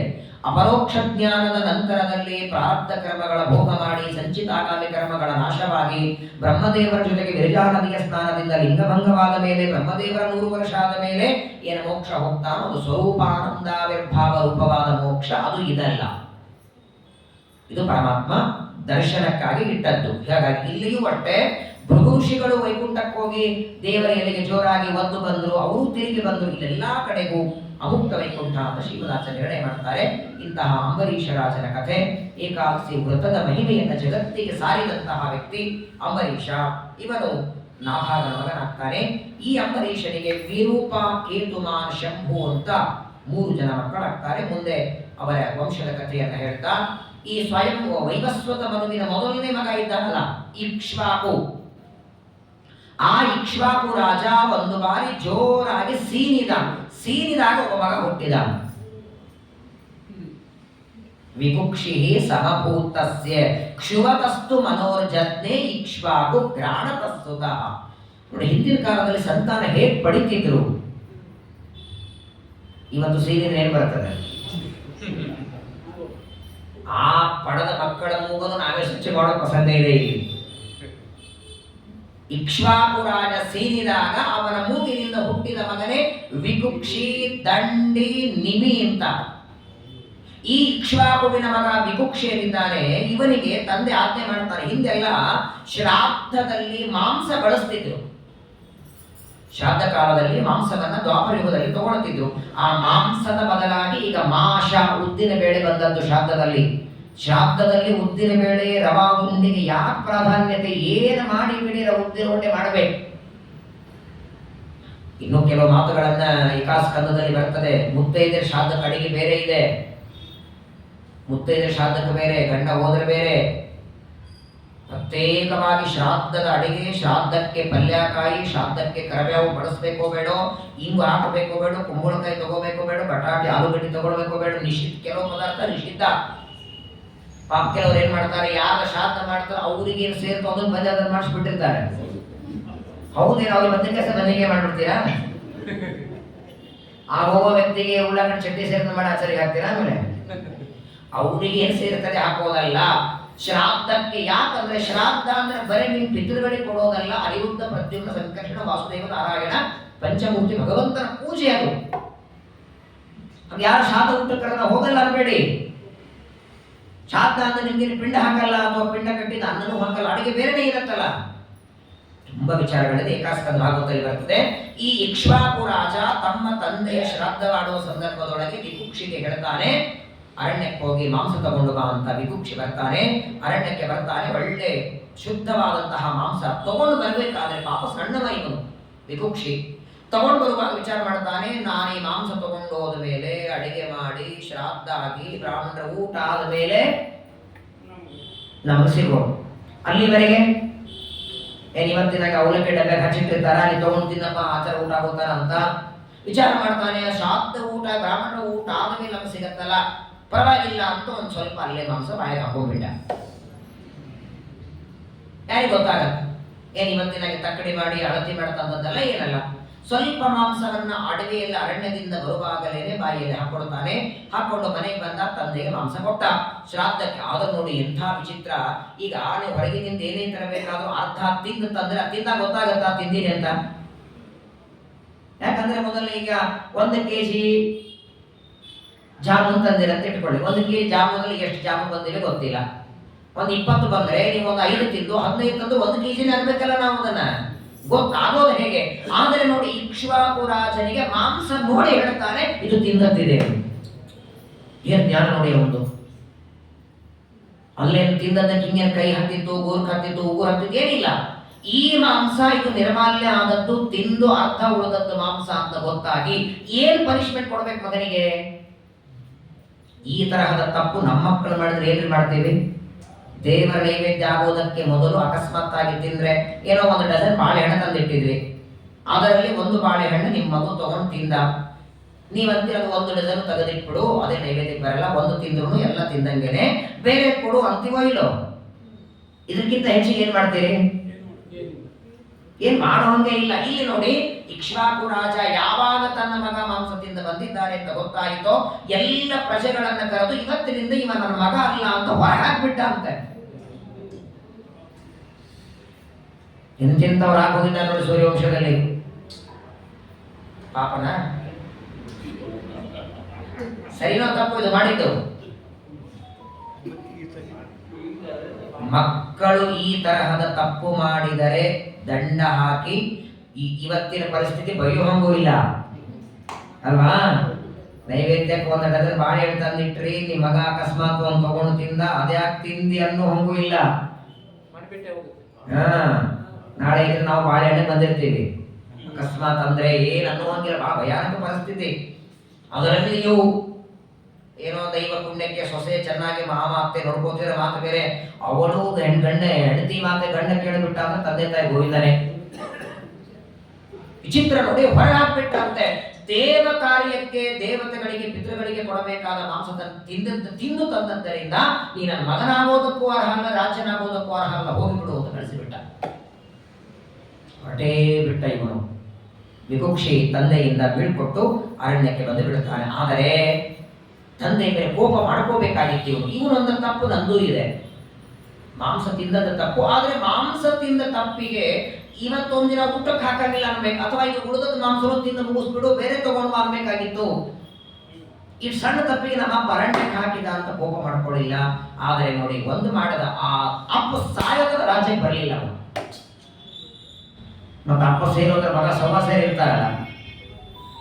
ಇಕ್ಷ್ವಾಕು ರಾಜ ದೇಹ ಬಿಡುವವರೆಗೂ ವಿಕುಕ್ಷಿ ಅರಣ್ಯದಿಂದ ಬರಲೇ ಇಲ್ಲ. ಯಾವಾಗ ಇಕ್ಷ್ವಾಕು ರಾಜ ಸತ್ತ, ಆ ಉಳಿದವರೆಲ್ಲ ಬಂದು, ಯಾಕಂದ್ರೆ ಇಕ್ಷ್ವಾಕು ರಾಜನಿಗೆ 100 ಜನ ಮಕ್ಕಳಿದ್ರು, 100 ಜನ ಹಿರಿಯವ ವಿಕುಕ್ಷಿ, ಉಳಿದೆಲ್ಲ ತಮ್ಮಂದ್ರು ಬಂದು ಹೇಳ್ತಾರೆ ಅಪ್ಪ ಈಗ ಹೋಗಿದ್ದಾರೆ ಅಂದ ಕ್ಷಣ ಬಂದ, ಕೋಪ ಮಾಡ್ಕೊಳ್ಳಿಲ್ಲ. ನಮ್ಮ ಹೊರಗೆ ಹಾಕಿದ್ದಾನೆ, ಅವನು ಶಾತ ನಾಯಕ್ ಮಾಡ್ಲಿ ಅನ್ನಲಿಲ್ಲ. ಅಷ್ಟು ವರ್ಷ ಅರಣ್ಯದಲ್ಲಿ ಇದ್ದು ತಾನು ಮಾಡಿದ ತಪ್ಪಿಗೆ ಪ್ರಾಯಶ್ಚಿತ್ತ ಮಾಡಿಕೊಂಡು ತಂದೆ ಮರಣ ಹೊಂದಿದ ಮೇಲೆ ಮತ್ತೆ ರಾಜ್ಯಕ್ಕೆ ಬರ್ತಾನೆ. ರಾಜ್ಯದಲ್ಲಿ ಬಂದು ತಂದೆಯ ಶ್ರಾದ್ದವನ್ನ ಅತ್ಯಂತ ವೈಭವದಿಂದ ಮಾಡ್ತಾನೆ.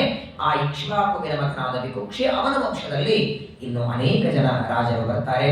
ನೋಡಿ, ನವಮಸ್ಕಂದ ಭಾಗವತಕ್ಕೆ ಸಮಯ ಬಹಳ ಬೇಕು. ಪಾಪ ಮತ್ತೆ ನೀವೆಲ್ಲ ಮನೆಗೆ ಹೋಗ್ಬೇಕು. ಅದರಿಂದ ನಾಳೆ ನಾಡಿದ್ದು 2 ದಿನ ಇದೆ. ಟೀಕಾಪಾದರ ಮಧ್ಯಾರಾಧನೆ, ಉತ್ತರಾರಾಧನೆ. ಏನು ಗಾಬರಿ ಆಗಬೇಡಿ, ಯಾವ ಸ್ಕಂದ ಮುಗುದಿಲ್ಲ ಅಂತ ಯಾರು ಟೆನ್ಷನ್ ಮಾಡ್ಕೋಬೇಡಿ. ಮಂಗಳಾಗೋದ್ರಾಗ ಇಲ್ಲೂ ಮುಗಿಯುತ್ತದೆ, ನೈವೇಶಾರಣದಲ್ಲೂ ಮುಗಿಯುತ್ತೆ. ಮುಗಿಸೋ ಜವಾಬ್ದಾರಿ ನಂದು. ಸರಿಯಾಗಿ ಎಲ್ಲ ತಿಂಗಳುಗಳನ್ನು ಮುಗಿಸ್ತೇನೆ, ಎಲ್ಲ ಸ್ಕಂದಗಳು ಮುಗಿಸ್ತೇನೆ, ಯಾವುದು ಉಳಿಸೋದಿಲ್ಲ, ಯಾವುದು ಹೆಚ್ಚಿಗೆ ಇಡೋದಿಲ್ಲ. ಹಾಗಾಗಿ ಕ್ರಮವಾಗಿ ನಡೀತದೆ. ಕೆಲವೊಂದು ಅಪರೂಪದ ವಿಷಯಗಳನ್ನ ಶ್ರವಣ ಮಾಡಬೇಕಾಗತ್ತೆ, ಸಮಯ ಬೇಕಾಗತ್ತೆ. ಹಾಗಾಗಿ ಸೂರ್ಯವಂಶದ ಇನ್ನೂ ಕೆಲವು ರಾಜರ ಕಥೆಗಳು ಅತ್ಯಂತ ಈ ರಾಜರ ಕಥೆಗಳನ್ನ ಕೇಳುವಾಗ ಕೆಲವೊಂದು ನಮಗೆ ಉಪಯೋಗ ಇಲ್ಲದೆ ಇದ್ದರೂ ಕೂಡ, ಈಗ ನೋಡಿ ಅಂಬರೀಷನ ಕಥೆಯೊಳಗೆ ಅನೇಕ ವಿಚಾರಗಳು ಗೊತ್ತಾಯಿತು. ಏಕಾದಶಿ ಬಗ್ಗೆ, ದ್ವಾದಶಿಯ ಬಗ್ಗೆ, ಅಥವಾ ದೇವರ ಸೇವೆ ಮಾಡೋ ಅವಕಾಶ ಇದ್ದಾಗ ಅದನ್ನು ಇನ್ನೊಬ್ಬರಿಗೆ ಕೊಡಬಾರದು. ಹಾಗಾಗಿ ಕೇವಲ ಕಥೆ ಕೇಳೋದಲ್ಲ, ಕೆಲವೊಂದು ನಮ್ಮ ನಿತ್ಯದ ಜೀವನಕ್ಕೆ ಉಪಯೋಗ ಇದ್ದದ್ದರಿಂದ ಇದನ್ನ ಸ್ವಲ್ಪ ವಿಸ್ತಾರವಾಗಿ ತಿಳಿಯೋಣ. ನಾಳೆ ನಾಡಿದ್ದು ಸೂರ್ಯವಂಶದ ರಾಜನ ಕಥೆಯನ್ನ ಮುಗಿಸಿ ಮತ್ತೆ 25ನೇ ತಾರೀಕು, ಇದೇ ತಿಂಗಳು, ಇದೇ ಜುಲೈ 25ನೇ ತಾರೀಕಿನಿಂದ ಮತ್ತೆ ಶ್ರಾವಣ ಮಾಸದ ಪ್ರತಿಪದ ಅವತ್ತಿನಿಂದ ಮತ್ತೆ ಚಂದ್ರವಂಶದ ಕಥೆ. ಮುಂದೆ ಸರಿಯಾಗಿ ಕೃಷ್ಣಾಷ್ಟಮಿಯ ಸಂದರ್ಭದಲ್ಲಿ ಶ್ರೀಕೃಷ್ಣ ಪರಮಾತ್ಮನ ಅವತಾರದ ಕಥೆ. ಸಮಗ್ರ ಭಾಗವತವನ್ನು ಶ್ರವಣ ಮಾಡಿ ನೈಮಿಷಾರಣ್ಯದಲ್ಲಿ ಮಂಗಳವನ್ನು ಮಾಡಿ ದೇವರಿಗೆ ಸಮರ್ಪಣೆಯನ್ನು ಮಾಡೋಣ.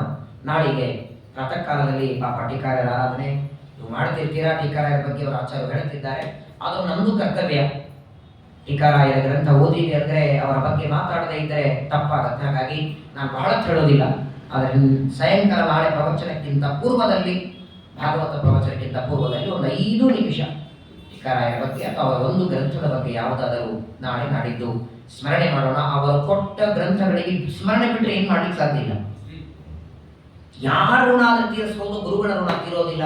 ಅದರಲ್ಲಿಯೂ ನಮ್ಮ ಟೀಕಾಕೃತ್ಪಾದರ ಋಣ ಇಡೀ ಆಯುಷ್ಯ ಅವ್ರ ಮನೆ ನೀರು ಹೊತ್ತು ಹಾಕಿದ್ರು ಅವ್ರ ಋಣ ತೀರೋದಿಲ್ಲ. ಅಂತಹ 21 ಗ್ರಂಥಗಳನ್ನು ಜಗತ್ತಿಗೆ ಕೊಟ್ಟಂತಹ ಟೀಕಾರಾಯರ ಸ್ಮರಣೆ, ಅದೇ ನಮ್ಮ ಜೀವನಕ್ಕೆ ದೊಡ್ಡ ಭಾಗ್ಯ. ಅದನ್ನ ನಾಳೆ ನಾಡಿದ್ದು ಸ್ಮರಣೆ ಮಾಡಿ ಟೀಕಾರಾಯರ ಅನುಗ್ರಹ. ಹಾಗೆ 9ನೇ ಸ್ಕಂದದಲ್ಲಿ ಎಷ್ಟು ರಾಜರ ಕಥೆ ಕೇಳ್ತೇವೆ, ಆ ಎಲ್ಲ ರಾಜರು ಅವರಲ್ಲಿ ಅಂತರ್ಯಾಮಿಯಾದ ಪರಮಾತ್ಮನ ಅನುಗ್ರಹ ನಮ್ಮೆಲ್ಲರ ಮೇಲಾಗಲಿ ಅಂತ ಪ್ರಾರ್ಥನೆಯನ್ನು ಮಾಡೋಣ. ಶ್ರೀಕೃಷ್ಣ. ನಾಳಿನ ಕಾರ್ಯಕ್ರಮ ವಿವರಣೆ ಇಲ್ಲದರ ಇದೆ. ಬೆಳಿಗ್ಗೆ ಯಾರೋ ಕೇಳಿದ್ರು ಮೊದಲಭಿಷೇಕ ಮಾಡ್ತೀರಾ ಅಂತ. ಮೊದಲಭಿಷೇಕ ನಾವು ಮಾಡ್ತೇವೆ. ಅದು 100 ರೂಪಾಯಿ ಇಟ್ಟಿದ್ದಾರೆ.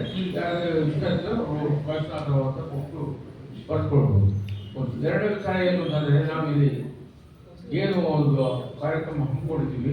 ನಮಗೆ ಮೂಲತಃ ಏನು ಜನ ಪಾರ್ಟಿಸಿಪೇಟ್ ಮಾಡುವಂಥದ್ದು ಆ ಒಂದು ಅವಕಾಶವೇ ಇಲ್ಲ. ಯಾಕಂದರೆ ನಾವು 40 ಜನ ಇದ್ದೀವಿ, ಒಂದು 20 ಜನ ಉತ್ತರ ಕೊಟ್ಟಿದ್ದಾರೆ. ಅದರಲ್ಲಿ ಎಷ್ಟು ಜನ ಬರ್ತಾರೋ ಗೊತ್ತಿಲ್ಲ. ಹಾಗಾದರೆ ಯಾವ ಒಂದು ಕಾರ್ಯಕ್ರಮ